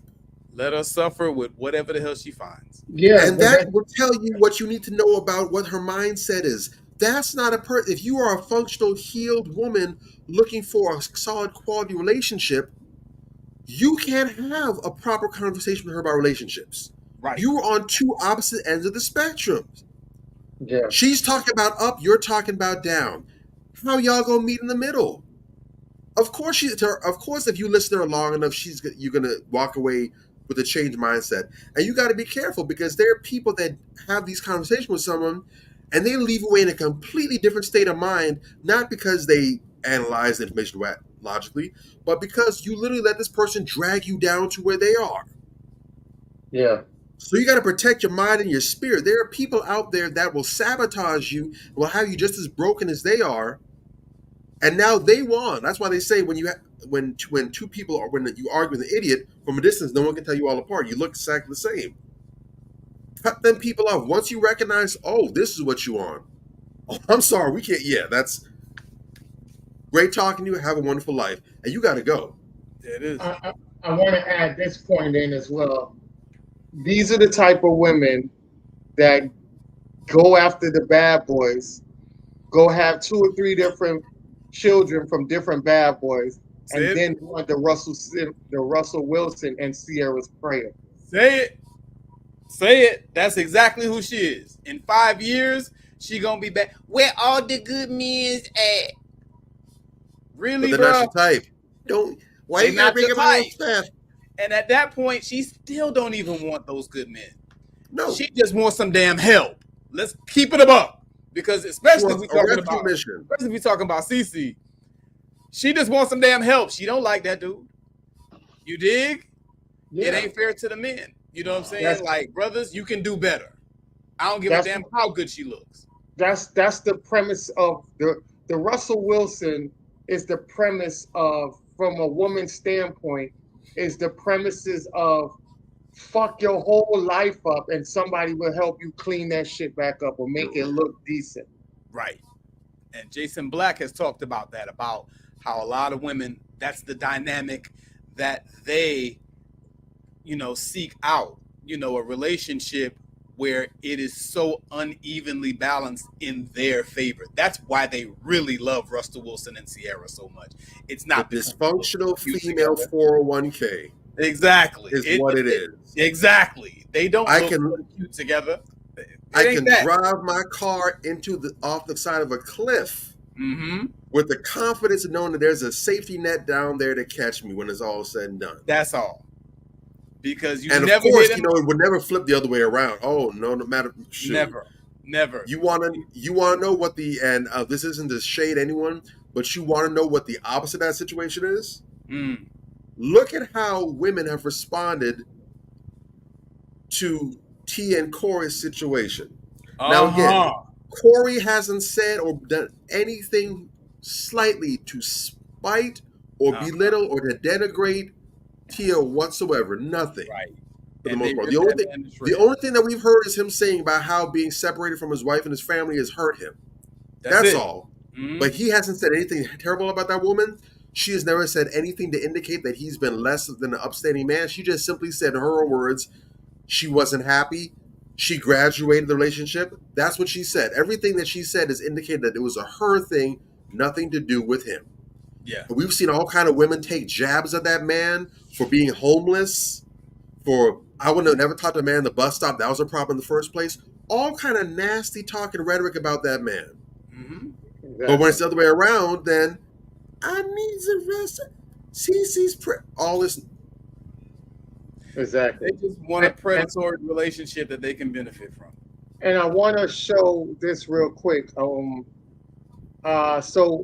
Speaking on that, a Florida woman emailed her ex's boyfriend's college claiming he's a drug dealer, causing him to lose his scholarship and spot on the team. What? I support where it says, here goes the email right here. I suggest you get test your player, you drug test your players. your newest commit sells, distributes, and uses marijuana on a daily basis. His scholarship gone, so I ain't never gave a fuck about what y'all got to say about it. This is why, and our credit Major, because every time we get on here, he always say, make sure you do the proper vetting of who you're dealing with and stuff like that. You lost your whole career behind a salty, bitter, hood rat chick that you should have never. I tell people all the time, these are the type of women, fellas, these are the type of girls that don't need to be in your phone in the first place. These are the ones you be like, hey, now I'm good, love, and walk by them. Don't see them again. You play with fire, you're gonna get burnt. I just want to show this real quick and I'll land my plan. Georgia mom allegedly practiced lighting her 5-year-old son on fire with a sterile gel from Dollar Tree before stabbing him 22 times and setting the apartment building ablaze. What? These are the women that you guys got to stay away from. Yo, y'all got to do some research. There's a lot of dysfunctional women out there. Y'all got to start researching like these women. Let me tell you something. When them women get your name, they find out a little bit about you. Them women know your medical records. They know your status, whether you single, married. I've had a woman, when I met one of my exes in 2003, she had, when we started talking, man, within 2 weeks, she hit me up and said, hey, you married? I said, no. She was like, well, you got a marriage certificate at the court office. And I was like, God. Wow. What happened was, at that time, I don't know if you remember back in the days, people would sit back and say, hey, I got a daughter that needs to be married for papers and whatever the case may be. The money wasn't there. I had withdrawn from out of there, but the submission of the marriage license went in, but it didn't get processed through that whole thing. And just in that incident in itself, I didn't even know that she knew about that because it wasn't even going through. The whole situation was already canceled. The agreement and everything was already canceled. I didn't think it was still submitted in the system. So y'all gotta understand, damn, like if you out here thinking that these women don't know, these motherfuckers is natural detectives. They'll find some shit out about you. So right then and then, I just knew that shit. I can't lie to these women. These women are very good detectives. So fellas, y'all gotta be the same way too. Just like they're detectives about you, you gotta be detectives about these women too. A lot of these women are not living the life that they're living. A lot of them are very dangerous. A lot of them have flags. A lot of them have mental issues. You guys got to figure this out, man. And if it takes good detective work to do it, so be it. And I land my plane on that. Yeah, that's kind of creepy, man. Like I don't. Did you stay with that woman? Yeah. I stayed with her because that wasn't. I didn't take that in the negative way. Very good woman. I actually messed that relationship up because at that time I wasn't emotionally mature. I wasn't in my right mind as far as being with her on that level of commitment. This was a woman that actually I was going to marry her because she ended up getting pregnant but losing the baby. So we had a great relationship, but when her mother died, because I was too much in the partying mentality, I wasn't there for her as she needed me to be when her mother died, and her mother was a key part of her life. So it kind of was like I wasn't there for her in her critical moments. That caused it caused a rift, and we had separated out of that. So that's one relationship I can actually say that I actually fumbled. You get what I'm saying? But later on in life, I end up winning back more than that.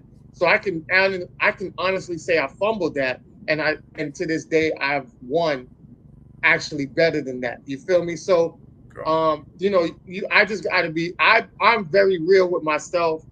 when I mess up and when other people mess up.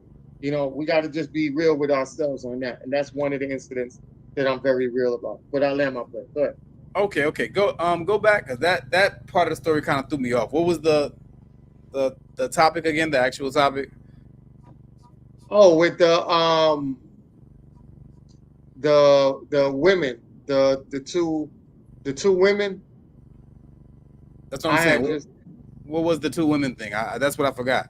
Oh, okay. So situation. Yeah, one of them had one of them called up, emailed. One of them emailed the boyfriend's college where he was at, where he got the scholarship, and said that he was a player and he need to be drug tested because he's selling weed, distributing weed, using weed, and he ended up losing his scholarship behind it.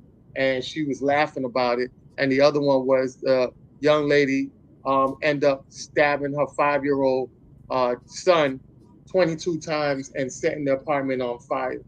Yeah. You know, the second lady, you know, who ended up setting her kid on fire and stabbing him and all that old business. That's just a demonic, you know, person who just can't be helped. You know, that person needs to be locked up somewhere. You know, there's no reason, you know, there's no way that just happened overnight. There had to be some type of flags beforehand, you know what I'm saying? And I don't understand why these type of people, what's good, Rick Roots Media? I don't understand why these type of people, you know, keep ending up in these situations where they got small children, you know, and they're alone with them or whatever the case may be, you know. It just doesn't make any sense to me. You know, you got to really understand, fellas, you know, the woman that you choose, especially to reproduce with, that can have repercussions for the rest of your life. You know what I mean? Like, it's not anything to play with. Too many guys out here, well, I won't get married, but you'll knock up any hood rat. You understand what I'm saying? Like, it don't make sense. You know, in fact, having an offspring with someone is the more permanent decision. You can dissolve a marriage. You understand what I'm saying? But, you know, the fact that you guys are out here just having children with any old person, it really says a lot about your character for some of you guys out there and some of you women out there. I mean, what kind of mother is that? You know, the first story is actually the one that really bugs me the most here. Like I said, the second one is just kind of, that person is just too far gone. I can't really elaborate on that much, but that first story, you know, that says a lot about the type of person, your vetting process, both of them really, but this first person, you know, it jumps out of me. What did you do to qualify this person to be worthy to be in your graces? You know what I'm saying? What did you do? What type of verification? How did you converse with this person? You know, what specifics did you ask about? Because I can tell you without a shadow of a doubt, there's no woman that I've ever talked to who would do something like that. You understand? No woman Quitas has a funny ass comment. They're very good detectives, but still can't detect a good man. That's real talk. That's real talk.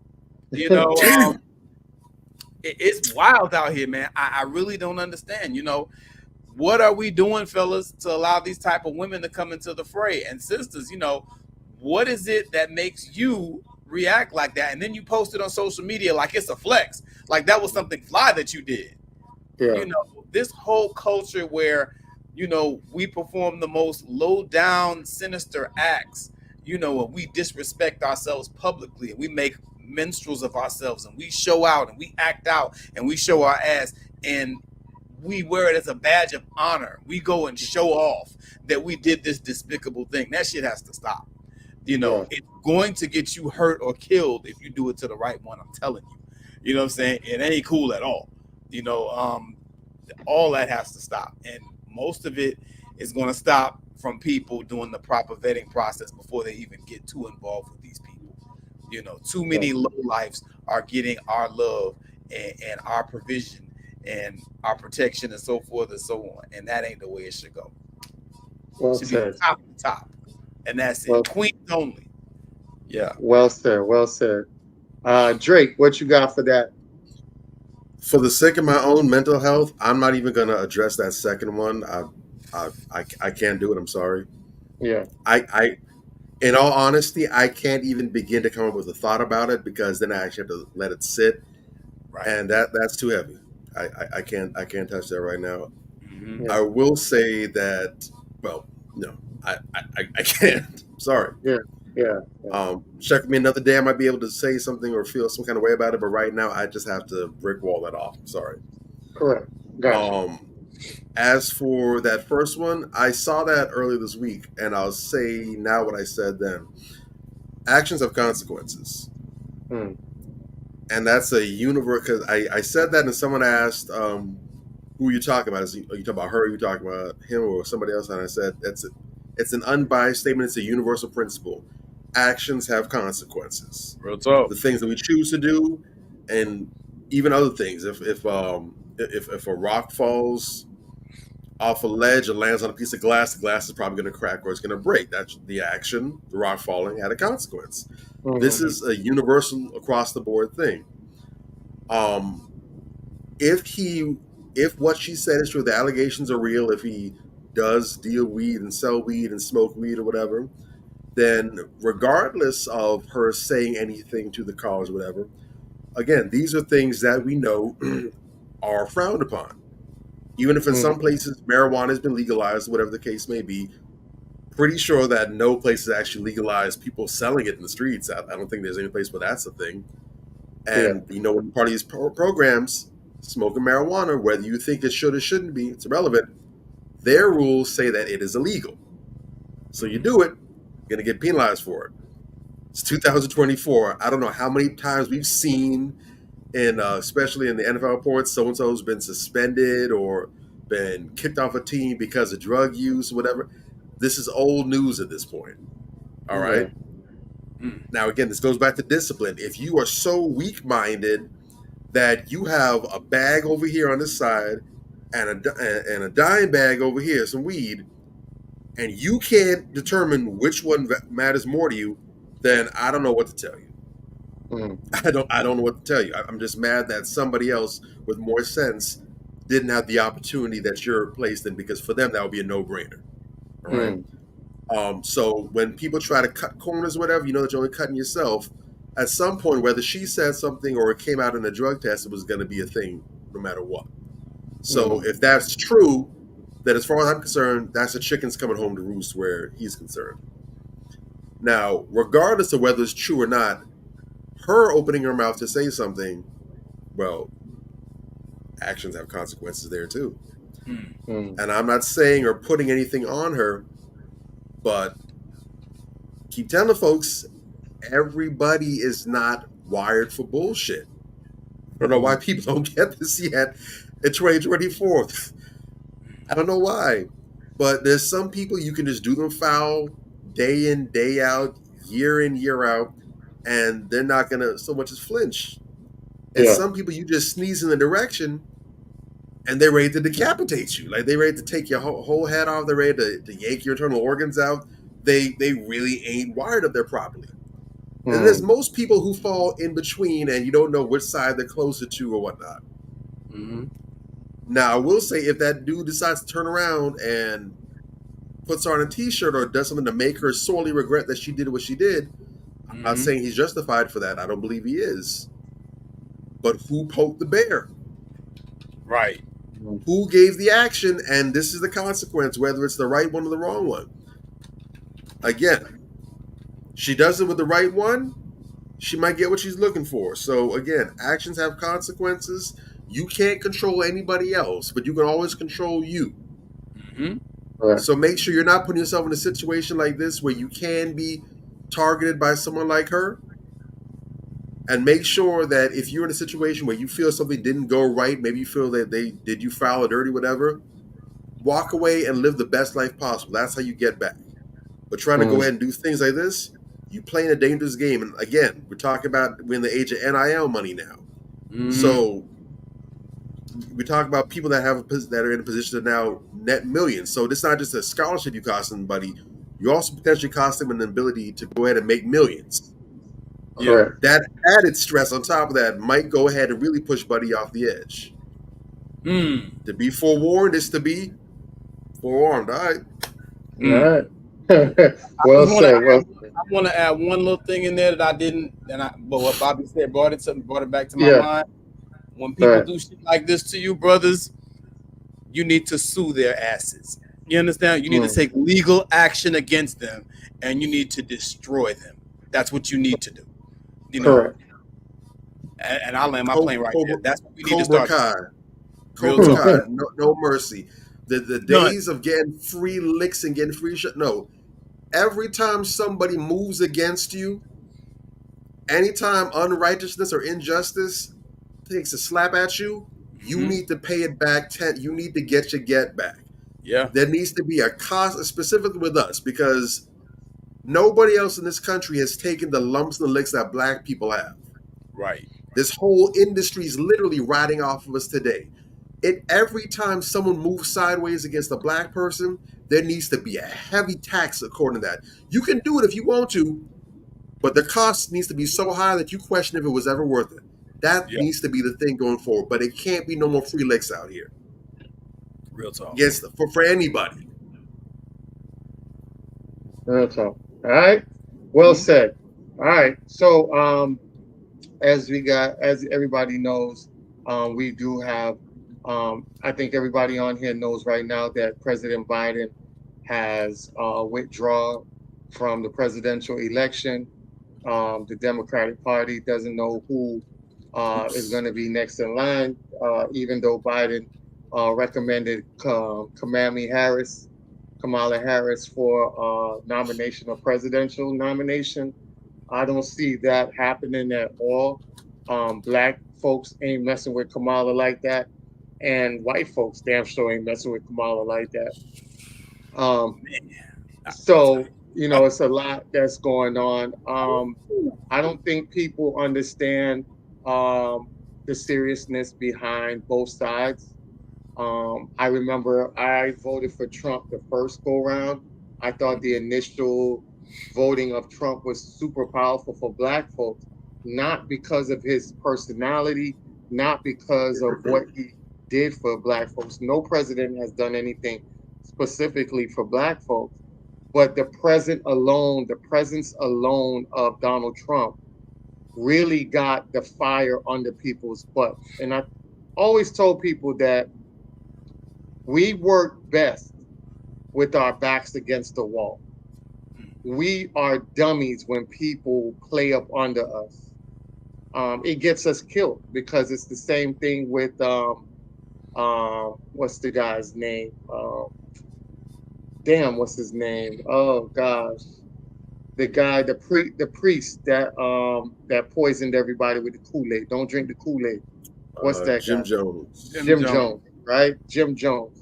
So you got Jim Jones that played up on black folks, told them everything, smiling, and end up taking them to an island to go kill them. You know, we always have people that play up under us and harm us more than the people that are very presenting the Jim Crow racism in our face. Remember, we had the strongest communities built under Jim Crow, which was Black Wall Street.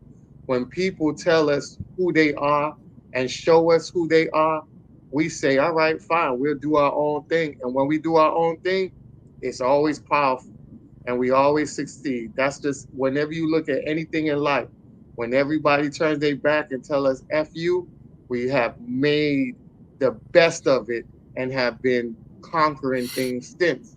But when they realize that, hey, you know, we can damage them by controlling them versus letting them do their thing, because they are parasites and parasites need hosts. We got to stop being the host for these parasites and start doing what we need to do.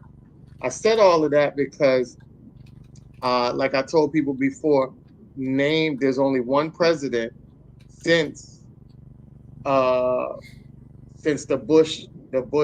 Clinton Bush up to now, with the Clintons, the Bushes, the Clinton, and 2 terms of Barack, Trump, and Biden, 1 term of Biden. Out of all those terms of all those presidents, Trump is the only one that hasn't put any laws in place to specifically harm black folks. Now, he's the one that they say is the most racist president, but yet he has not put one law in place to hurt black folks. Obama had the blue alert law. The Clintons had 3-strike law. We've seen the damages of what both of those did. Under the Obama 8 years, we had more police killings, black people being killed by police, than all the terms of all the presidents put together. So when you look at the thing about what Trump did the first time, and during that process, you know, with the pandemic and everything, in that process, and this is not credited to Trump, this is credited to black folks, that we wanted to find another way to get together because we thought that Jim Crow was coming back right then and there, and it wasn't. But in the process of thinking that, they end up creating 145 millionaires during that first term of Trump because black people was out there researching. They were taking the time to research. Yeah, they got serious. They got on their grind. They had to figure out different ways. Like, hey, if this is going to come down, we need to figure out what we need to do to survive because we got a racist president jumping in office and we need to do this. And just the simple fact of the pandemic where your job had you home and you couldn't go out anywhere, it was kind of like sitting in prison with the resources, right? And we all know, like I told people before, there's people in prison that come out and are very successful. When black folks sat down and wasn't bombarded by all this workload, they started researching, they started getting online, they started getting the information from other people, and then they created an empire for themselves and their family, and it took off. You know, changed the dynamic structure of a lot of black folks in our community. So the first go wave of Trump was a wave of 4 years of really getting people off our backs and out here focusing ourselves and getting to what we need to get to. And that was the positive moments of Trump being in office. Had nothing to do with them. It was just the psychological effects that happened to black folks that got on their shit because they thought that it was going to go a different way.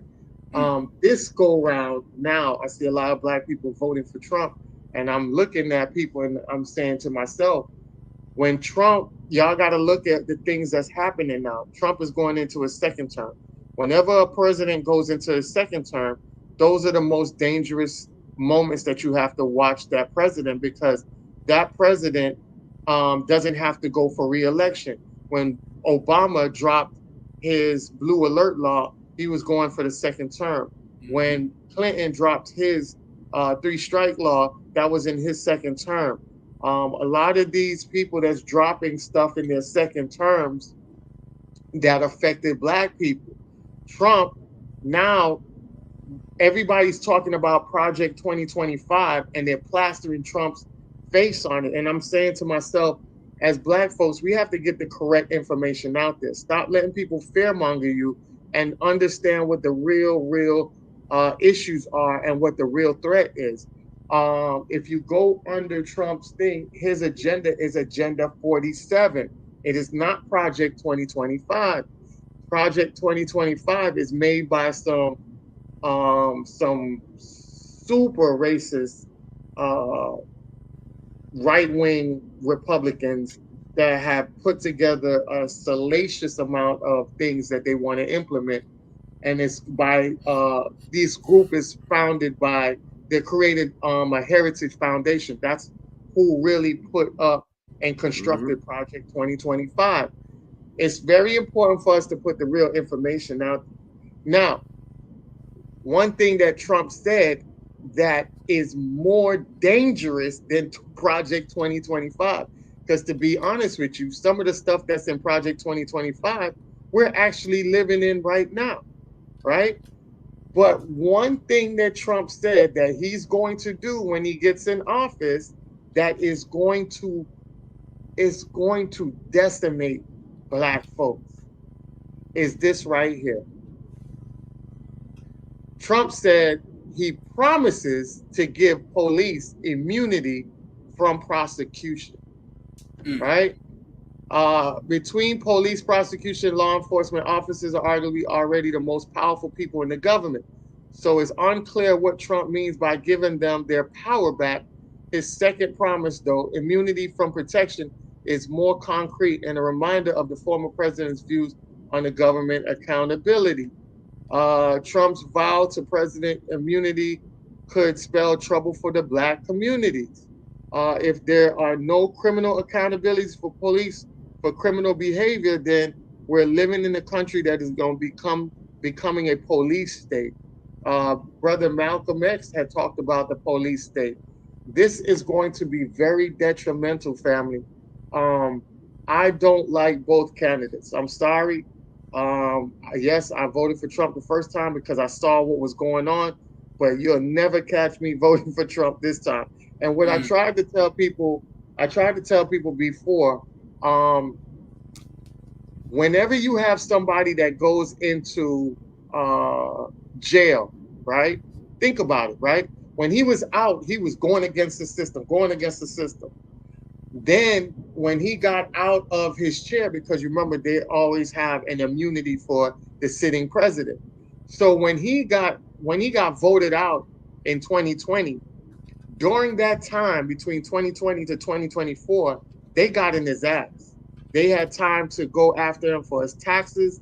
They had time for him, things that he was doing. They said during his presidency, holding papers, everything like that. They were going after him for that. Then the insurrection, they were going after him for that. He got immunity from the insurrection. He got immunity from his papers and everything like that.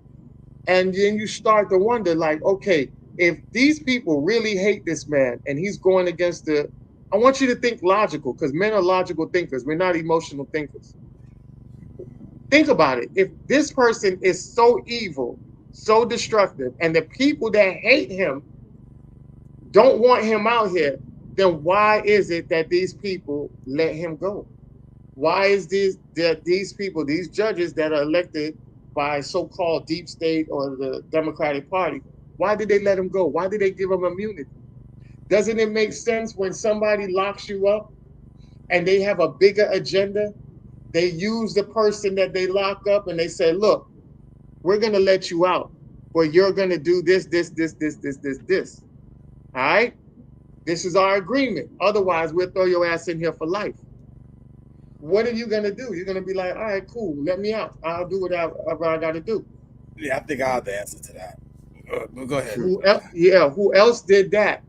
Guess who else did that? Let's not forget about Shitty Cuz.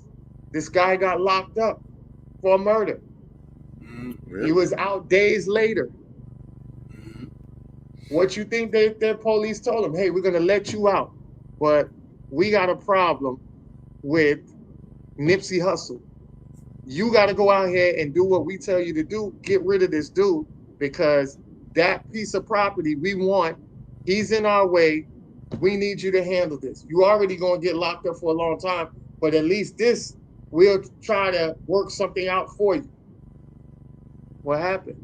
Guy got out, act like he got in an altercation and killed Nipsey Hussle. So when people get locked up, people get behind the scenes and they start to see what's going on. These people, you don't know what they agreed to. So putting this man back out there to run for a presidency, and then have your major competitor now says, hey, I'm pulling out of the race. Nobody's strong enough in the Democratic Party to even challenge this guy. It's almost like giving him a sure win into the seat for him to push this police immunity. That's what they want. So it's like, hey, put him in the seat, then let him push this police immunity. Everybody hate this guy anyways. So if we say the people selected him, hey, we told you, we warned you about this guy. Now he pushed this, put it in play, and now you're going to have something so detrimental that is so disrespectful and fucked up that it's going to be no president's going to go in there and reverse that. So I'm saying be very careful and understand the matrix for what it is, because that can be in a different way. They can flip the script and put it in things that you guys are not paying attention to. So I see a lot of people out here campaigning for Trump. Don't be that black person that's out here campaigning for Trump and that shit gets in full effect. Now all that shit is on your hands, man, because you're co-signing that shit. Yeah. Not me. I ain't doing that shit. So I'll land my plane on that, and let you guys speak on that. All right. Yeah. I could never vote for Trump. Even the first time, I already saw this agenda from then. I'm just not voting for any open, Strom Thurmond white supremacists. I'm just never doing it. And not to say that Biden was any better. I didn't vote for Biden either. You know, the last go round, what I did, you know, I voted on taxes, ordinances, judgeships, and all that other shit, and I left the presidency blank, quite frankly, because none of the candidates had earned my vote. And that's still where I stand. You know what I'm saying? I'm not voting for Trump, and I sure as hell ain't voting for Kamala Harris. And if she's even the nominee, they're popping that shit now. But when those polls come back, shit, I mean, she hasn't even accepted the nomination. You got people out here giving her endorsements or whatever the case may be. Where they do that at? The people are supposed to select her, not the Clintons and Joe Biden. The fuck? No, that's not. I suspect there's going to be a lot of pushback against that because people hate this woman, and for good reason. You know, Kamala Harris is a political novice. She doesn't know anything. They used to call her Kamala Legs Up Harris back in the days, and there was a reason for that. Correct. You dig? Correct. So, you know, I'm not going to sit up here and speak glowingly about her because she's a piece of shit. She got up there and played in black people's face and said that she wasn't going to do anything for us specifically when her and her cohorts did everything for every other group specifically.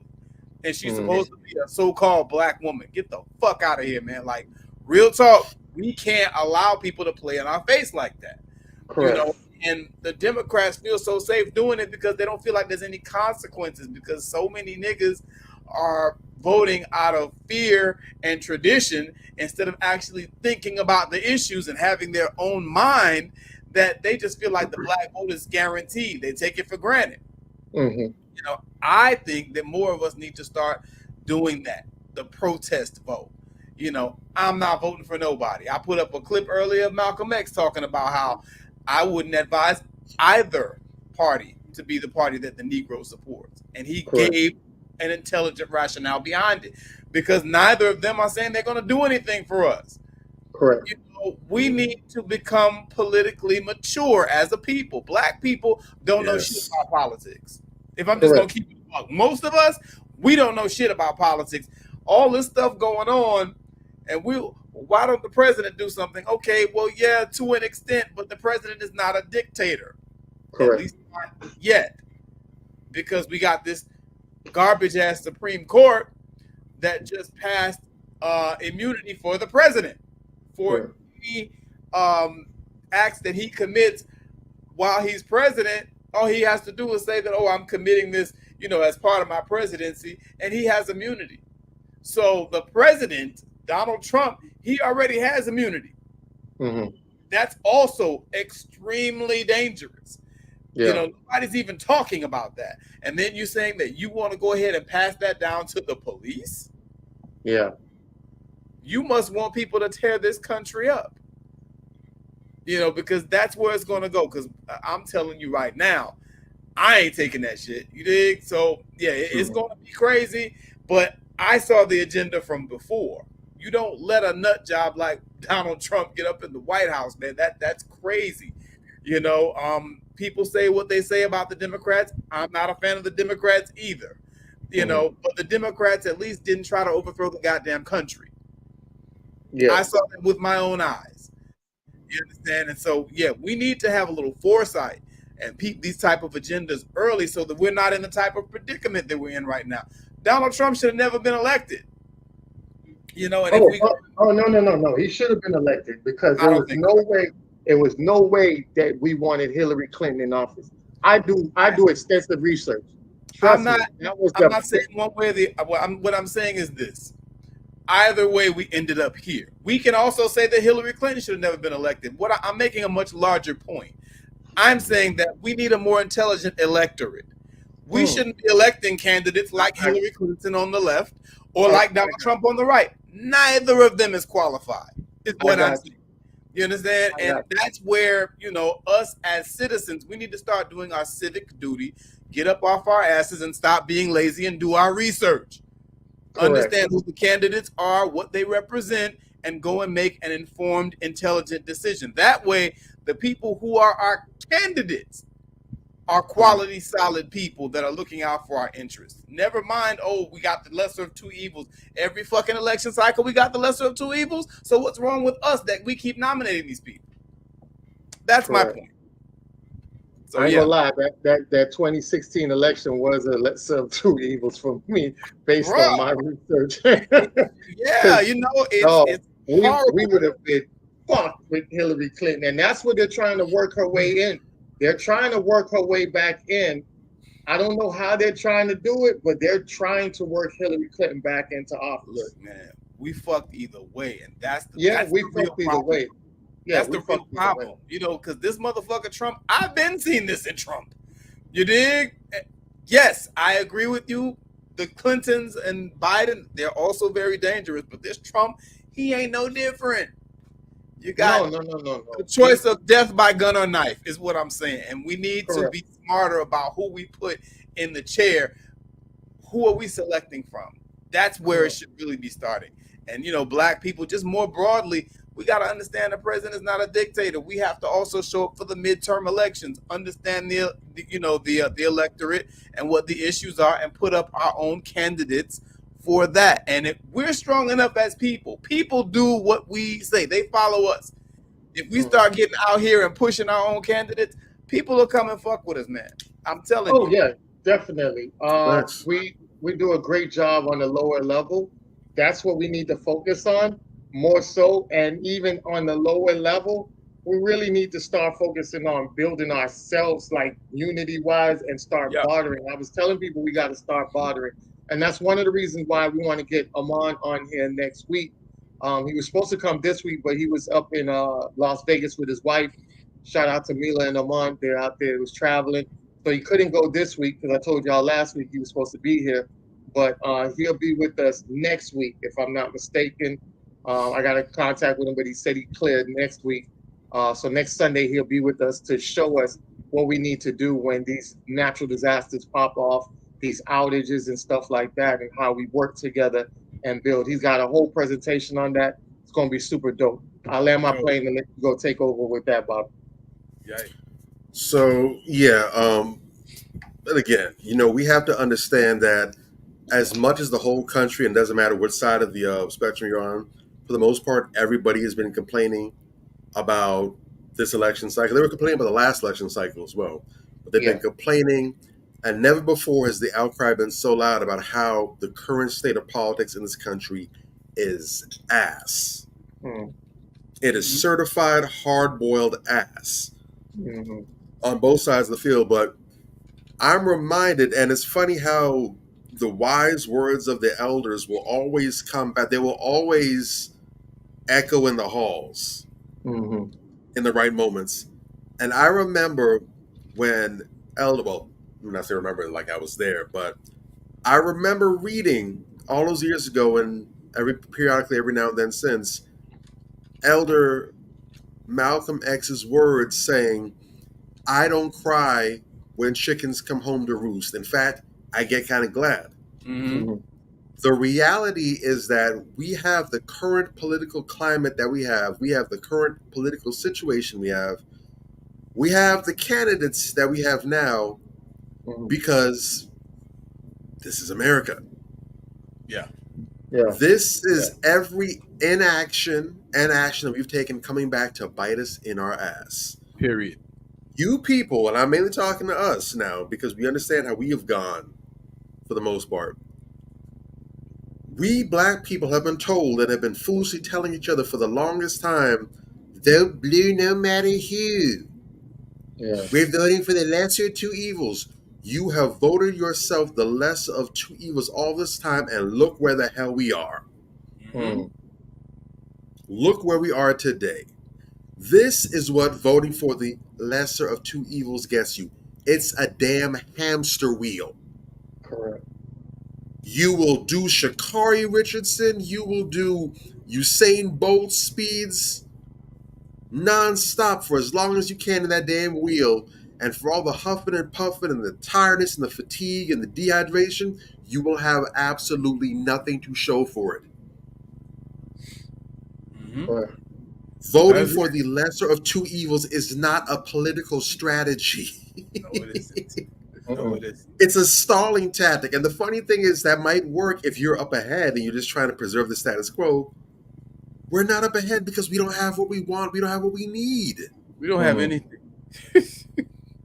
Are we still doing this goofy shit? We have ancient ass Jim Crow Joey Biden can't string 2 or 3 words together in a cognitive sentence because you all refuse to push for better, to demand better, and say, you know what? I ain't supporting this shit. Yeah. Y'all can do what you want to do. That's your business. No.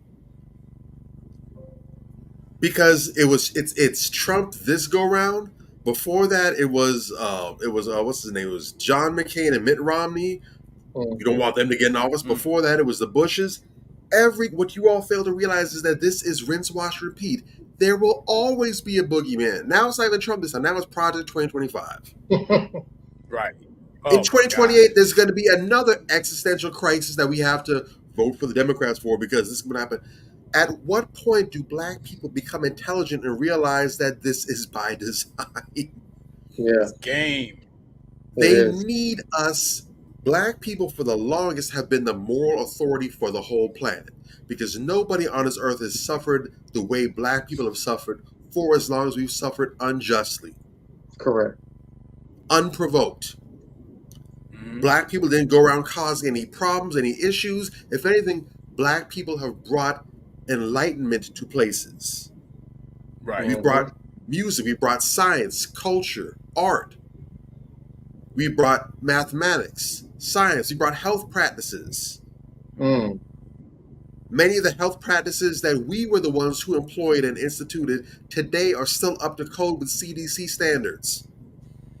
Black people have been benefactors to this whole planet. If anybody is least deserving of the bullshit that we've had to suffer, it's us.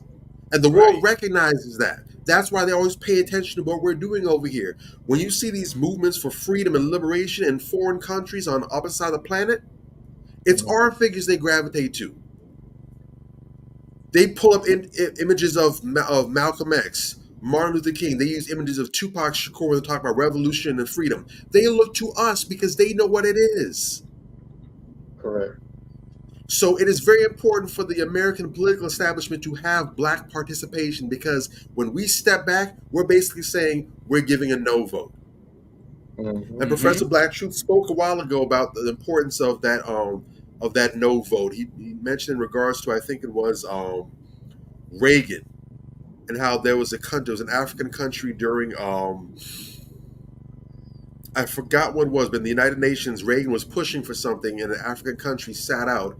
And even though this was a minor country, didn't have any major weight or stock in the United Nations, the fact that this black country sat out bothered Reagan to the point where he's talking trash about them because he recognized that no vote is an indication of power, saying, you know what, I'm not going to legitimize this. If you want to go ahead and push this by yourself, but someone needs to stand against this and say that I don't support this.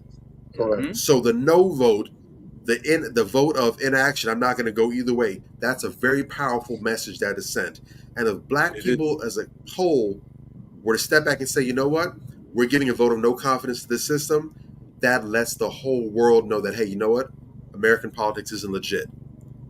Right. Because the people who they owe the most to, the people who have the biggest say so in this country, who should have it, they don't feel represented. And if the least isn't being represented, then that means that democracy is a wash. Correct. That's why they push. That's why they don't bully Asians to vote and participate in voting. They don't bully the Jewish. They don't bully white people. They don't vote Latinos or Hispanics. The only people they consistently bully and denigrate for not participating, or you need to vote, you have to go out and do that. They only do that to us. Exactly. There's a reason for that. Right. But let us continue. Something to consider, and for all the moaning and groaning people are doing about Tangerine not being in office, because, again, the Democrats, or the Democrats, excuse me, have failed to get their shit together and actually represent the people, their sins are now coming home to roost. There is an article that's been going around. It's actually not really an article, but it's been a story that's been going around in a number of publications, legitimate publications, It makes sense why they wouldn't want to put this on the main screen for everyone to see. You're probably not going to see it on CNN for a while. But there's an article that's being reported that the strategy that the Republicans are going to go with now, and it's been, I think they announced it at the Republican National Committee, is that when you have elections or any political process, there's rules and order and structure that must be followed. Because Biden waited so long to go ahead and pull his name from the hat due to the urging and assistance of party, there's a good chance that there's going to be a number of laws that are violated as a result of that. Because, again, you have to do things in order. Yeah. When you go about, because when you're having candidates go forth, they have to do all sorts of campaigning in the states. They need to get the state's approval to go ahead and put your name on the ballot and everything. This late date, this is July. We're actually at the end of the July, to be honest. We're almost in August. The election's coming up in November. At this late stage, because of what they're doing, there's a lot of issues that can result, mainly lawsuits that can be levied because of the failure to give the states proper time to go ahead and give the democratic process its due and let the people go ahead and vote for who the next person is. You mentioned before about how they're talking about how Hillary and those are putting their nominations behind people. And you just said yourself, they can't do that. That needs to be what the people are doing. And that's exactly the problem. Yeah. They're trying to bogart, they're trying to hijack the election process and run it like it's a cabal. And so now at this stage now, because the Democrats haven't picked an official candidate yet, any challenge that the Republicans issue won't have much in the way of teeth. But whenever they go ahead and issue that new candidate that they're going to have to put out, if they don't stick with Biden or if they don't get him to come back in, then what's going to happen is the Republicans are going to use this time to go ahead and push a whole bunch of lawsuits and legal challenges after the way the Democrats are moving. Whether those challenges go through or not really is irrelevant. They could, but regardless, the point is it sends the message that the Democrats have failed to, that the Democrats don't have their shit together, and despite all the chaos with Trump, the Republicans are better organized and better able to mobilize and go forward. Because for better or for worse, the Republicans have their guy.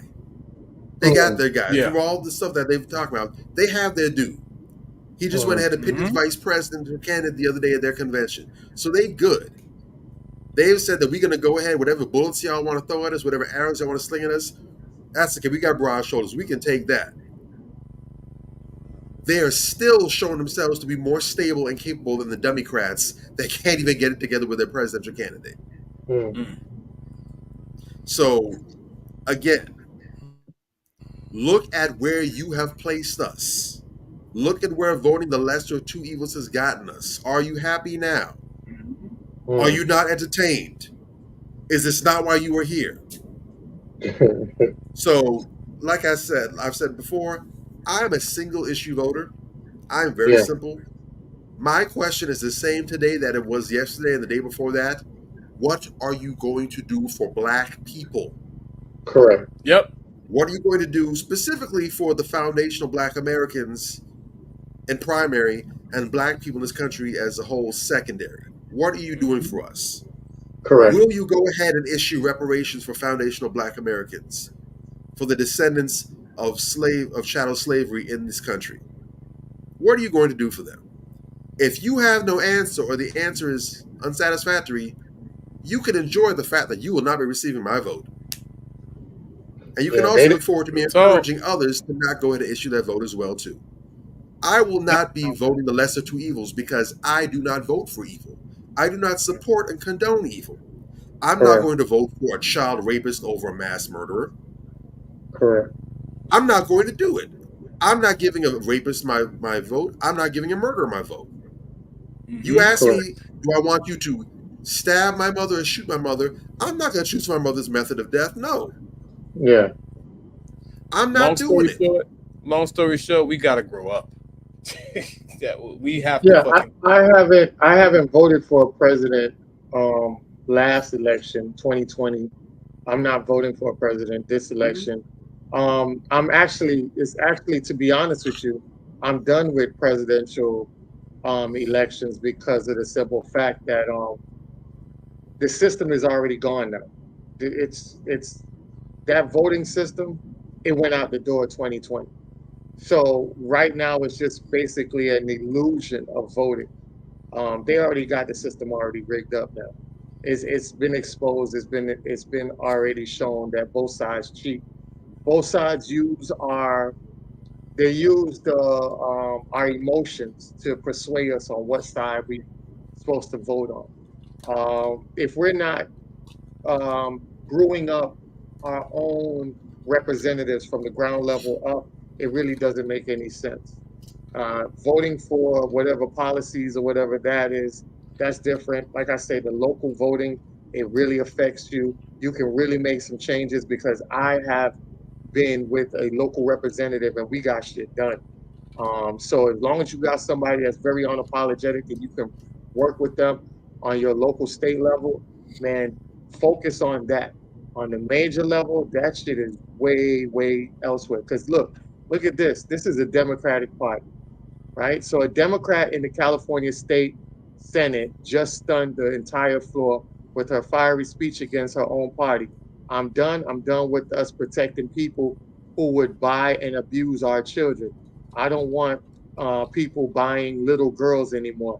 And I'm tired of saying it's okay and that we have to protect the men who do it. And women. The SAVE Act, which required proof of U.S. citizens to vote, has been passed, and 198 Democrats was against it.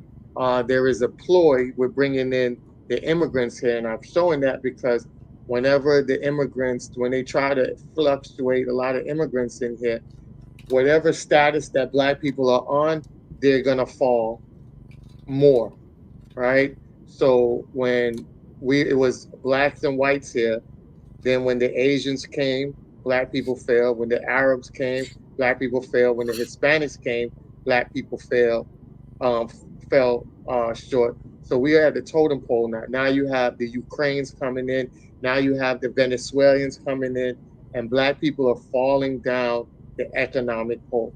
Remember that one thing that Andrew Yang said on the Breakfast Club, and always keep this in mind. It's very powerful. They said by the year 2053, the Black median income would be zero. By that time, AI will fully kick in. All the immigrants that's getting all the free resources, the free jobs and everything like that, to get into degrees for free, they're going to be solidified in the next 5 to 10 years. Black folks, you guys are working on getting more of your degrees, and you got to understand that these institutions can bombard you and tell you that they don't want you at any moment by saying that, hey, you're overqualified. And then these immigrants are going to be working for less pay because that's just how immigrants function, because they have a second, this is their second home. Their first home, is very cheap. It's easy for them to send that money back and live like a king back in their land. So they can undercut you because that undercut money is still way more money than they would get in their own country. There's 6 or 7 of them packed up in the house, so the bills be. These are the strategic stuff that they're doing to undercut Black folks. Understand what's going on. This is the reason why we're putting together this show next week, so you guys can understand how we need to get our shit together. All this stuff that we've been playing with, the political theatrics, all that shit is out the door. All right? We need to get our shit together. Let me play this one video and then I'll let you guys go out and I'm going to show you why that immunity for police is very detrimental. All right? Grayson, the now former police officer, he had a hearing today. So apparently the way it went down is that she called and said there was a prowler outside of her house, or she thought there was a prowler. The partner is checking around the house to see if there's anything weird, and Grayson stays inside the house for some reason. At some point, he notices that there's a pot of water on the stove and gives her, quote, permission to go and take it off the stove so that a fire doesn't start. And when she goes to get the pot of water, he draws his gun on her and tells her to drop it or he'll shoot. She drops the pot of water, throws her hands in the air, and says, "I'm sorry," as she ducks behind the counter. He then goes around the counter where she's on the floor, points his gun at her, shoots her 3 times in the face and chest. And his partner was like, "I'm going to get her some help." And this absolute... All right. So the partner was going to help, but he said, no, don't get her no help. The article is here if you guys want to read more about it. Illinois deputy charged in fatal shooting of woman who reported an intruder. All right. This is him right here. And he purposely shot her in the head, made her pick up the pot so that he can have a reason to shoot her, to say that, oh, she was about to throw the water on me, or whatever the case may be. This is the sick psychoticness that a lot of these quote unquote officers have. And to put immunity behind that, I just wanted to show you guys a graphic visualization of a case that just happened and why immunity for police is the worst thing that could ever happen. All right. So with that being said, we don't have a queen check for tonight. I just wanted to get this real serious tonight. That was the last of what I had. And I leave it to you guys to close this out tonight. It was definitely a great show tonight. I hope everybody appreciated and take the great advice that we had on this show. All right, so I'll let you guys close this out. Major. Wow, that last clip was heavy, man. That was a lot. You know, I would just say, you know, folks, again, you know, we got to grow up as a people. You know, we're strong, we're resilient, we're capable of rising above all odds, even this. You know what I'm saying? But we have to grow the hell up.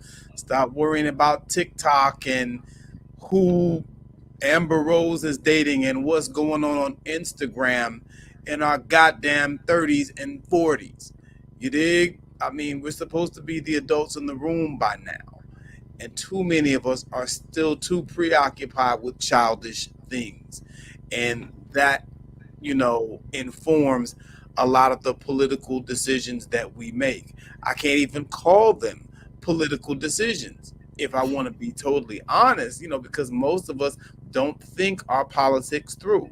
We just vote blue no matter who. Oh, I vote Democrat. Oh, is that the Democrat? We don't want Trump back in there. Look, man, you got to stop being lazy. You got to stop being intellectually lazy. Get up off your ass, do your research, and let's make some decisions that are going to benefit us, because we see the predicament that being politically lazy has gotten us into. And all we can do right now is hope for the best and look forward into the future, because right now we're screwed. You understand what I'm saying? I don't believe what Andrew Yang said about the black household income being zero in the year 2053 or whatever. He has no way of knowing that. But I do see that there are some very dire times ahead if black people are not more politically astute, and if we're not out in the community moving and shaking and becoming the change that we want to see. We always looking for somebody to do this or somebody to do that for us. No, we need to be the doers. We need to get our asses out there and do these things. And not enough of us understand that yet. And, you know, I think it's great that you're having Brother Amon come on next week to talk about nation building.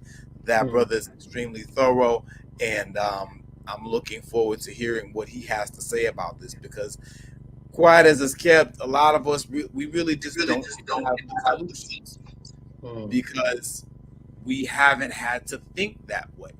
You know, Tariq Nasheed often, when I listen to his broadcast, he often brings up the scenario.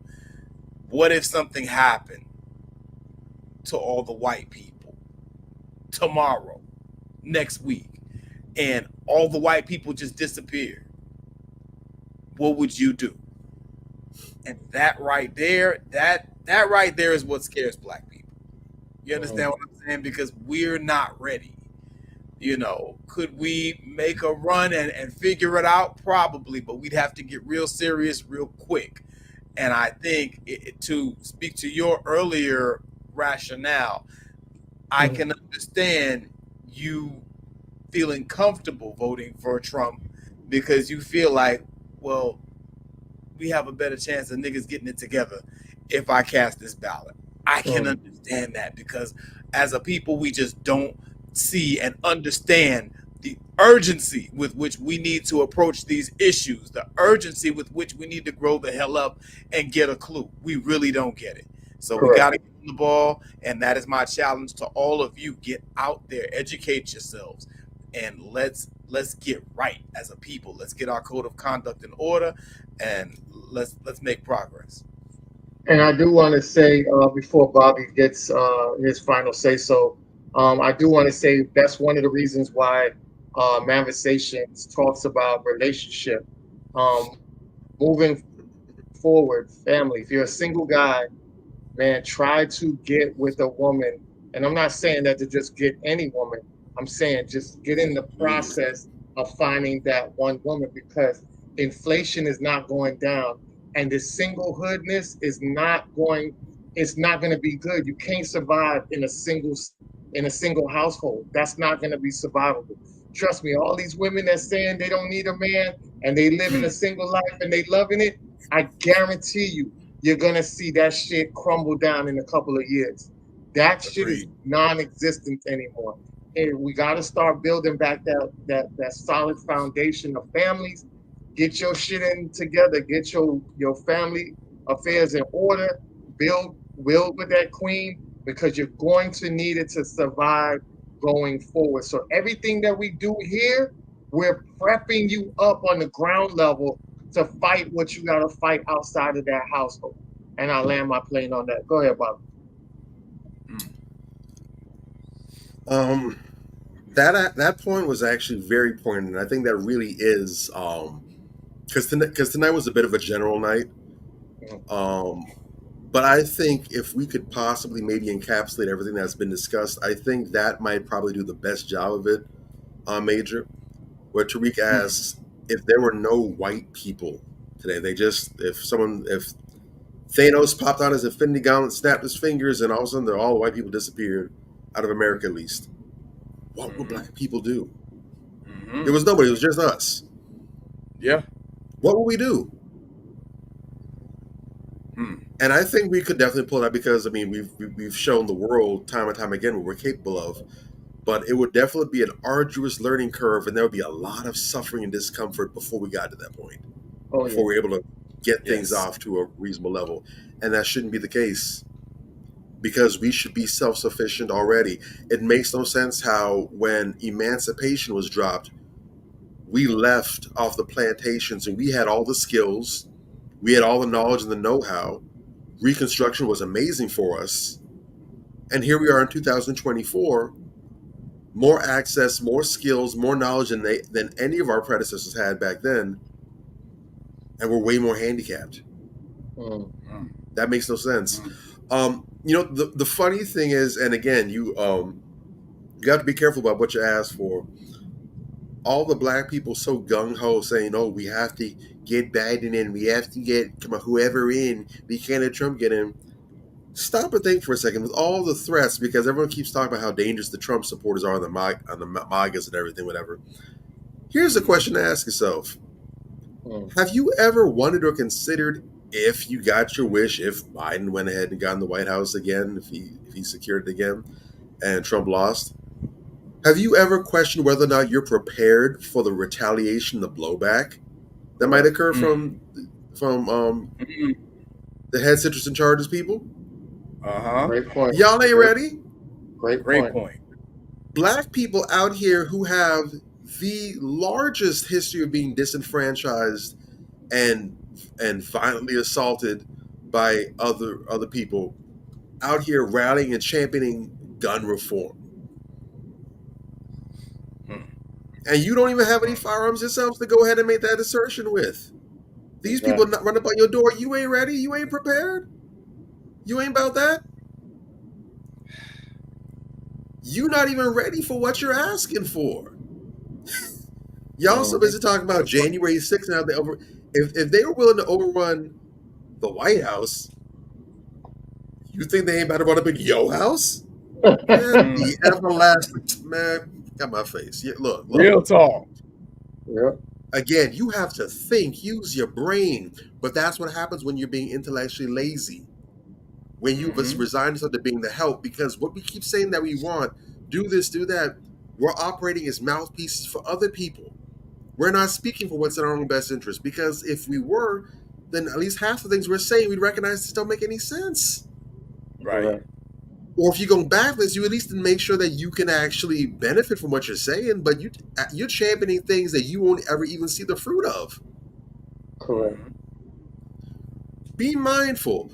I don't necessarily disagree with what Andrew Yang said, but what I will say is what he said isn't anything novel, because we've had many of our black scholars making those same predictions from way back in the 90s, if not the 80s, saying 2050, 2053, 2055 is going to be a huge shift for black people that's going to solidify the fact that we're locked in, that we're not going to be able to progress any further.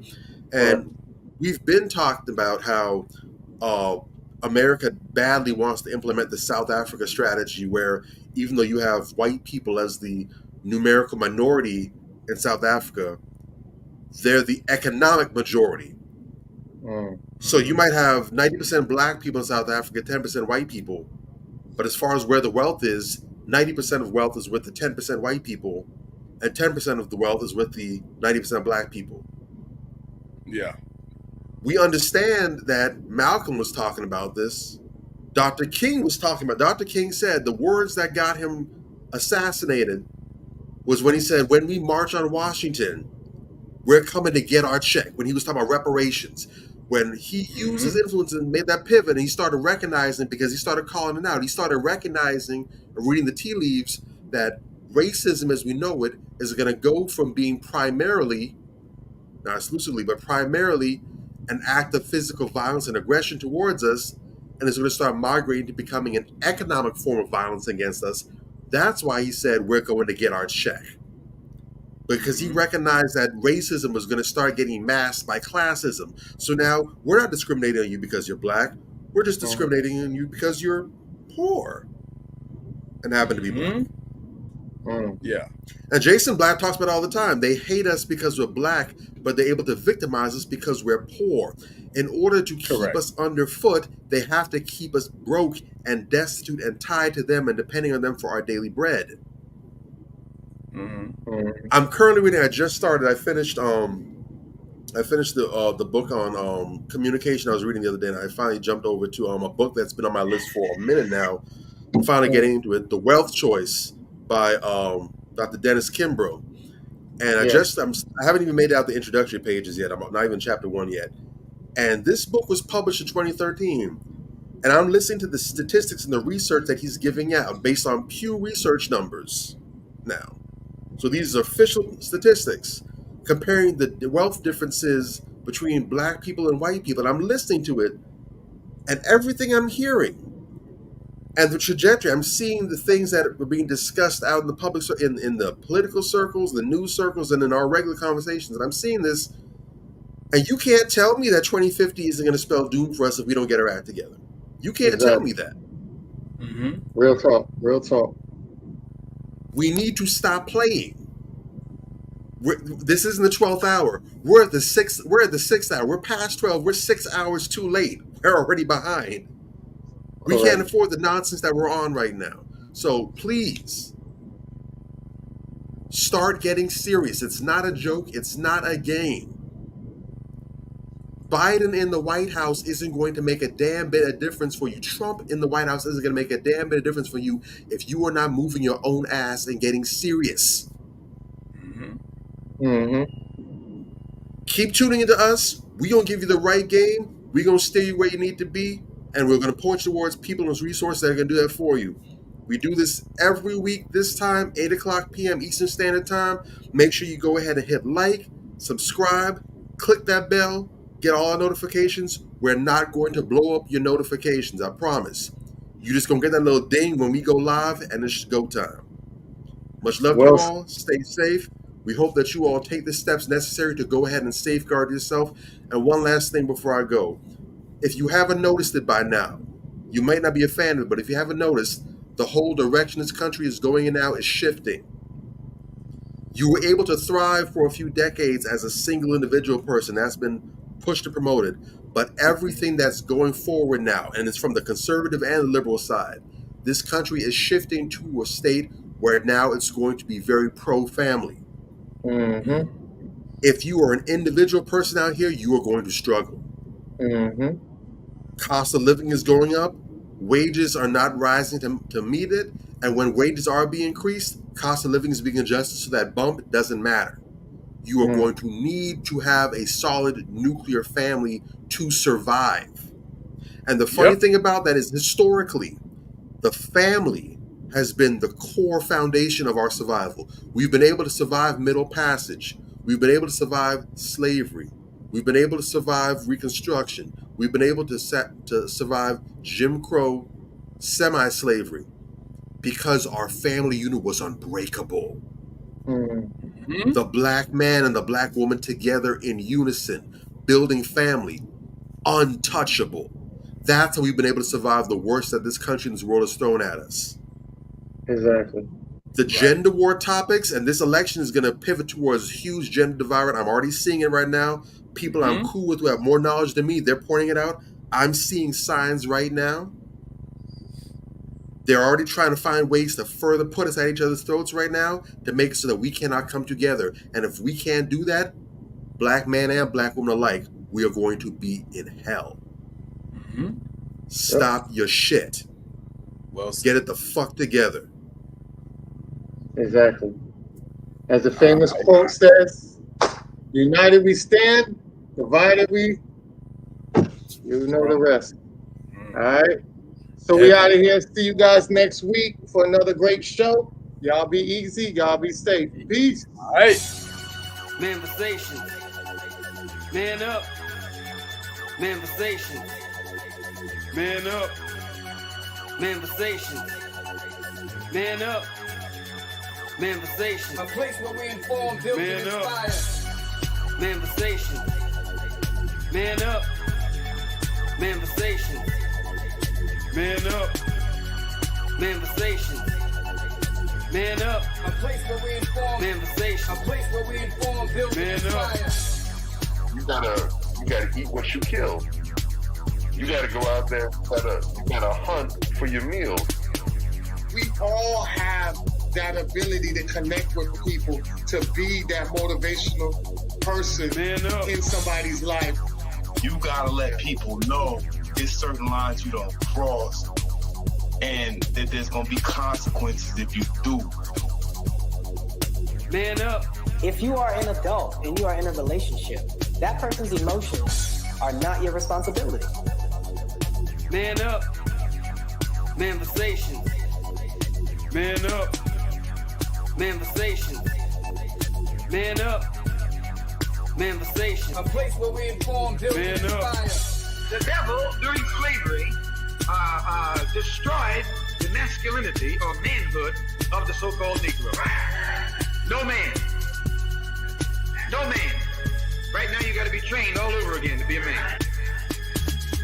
When someone is obligated to do something, it is binding upon them to do it.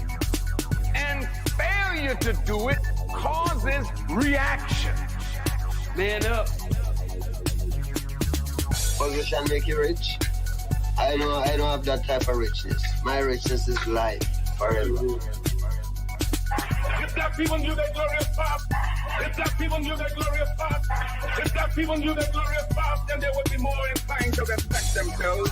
I'm not saying I'm going to rule the world or I'm going to change the world, but I guarantee that I will spark the brain that will change the world. And that's our job, is to spark somebody else watching us. A place where we inform, build, and inspire. Manifestations. Man up. Manifestations. Man up. Manifestations.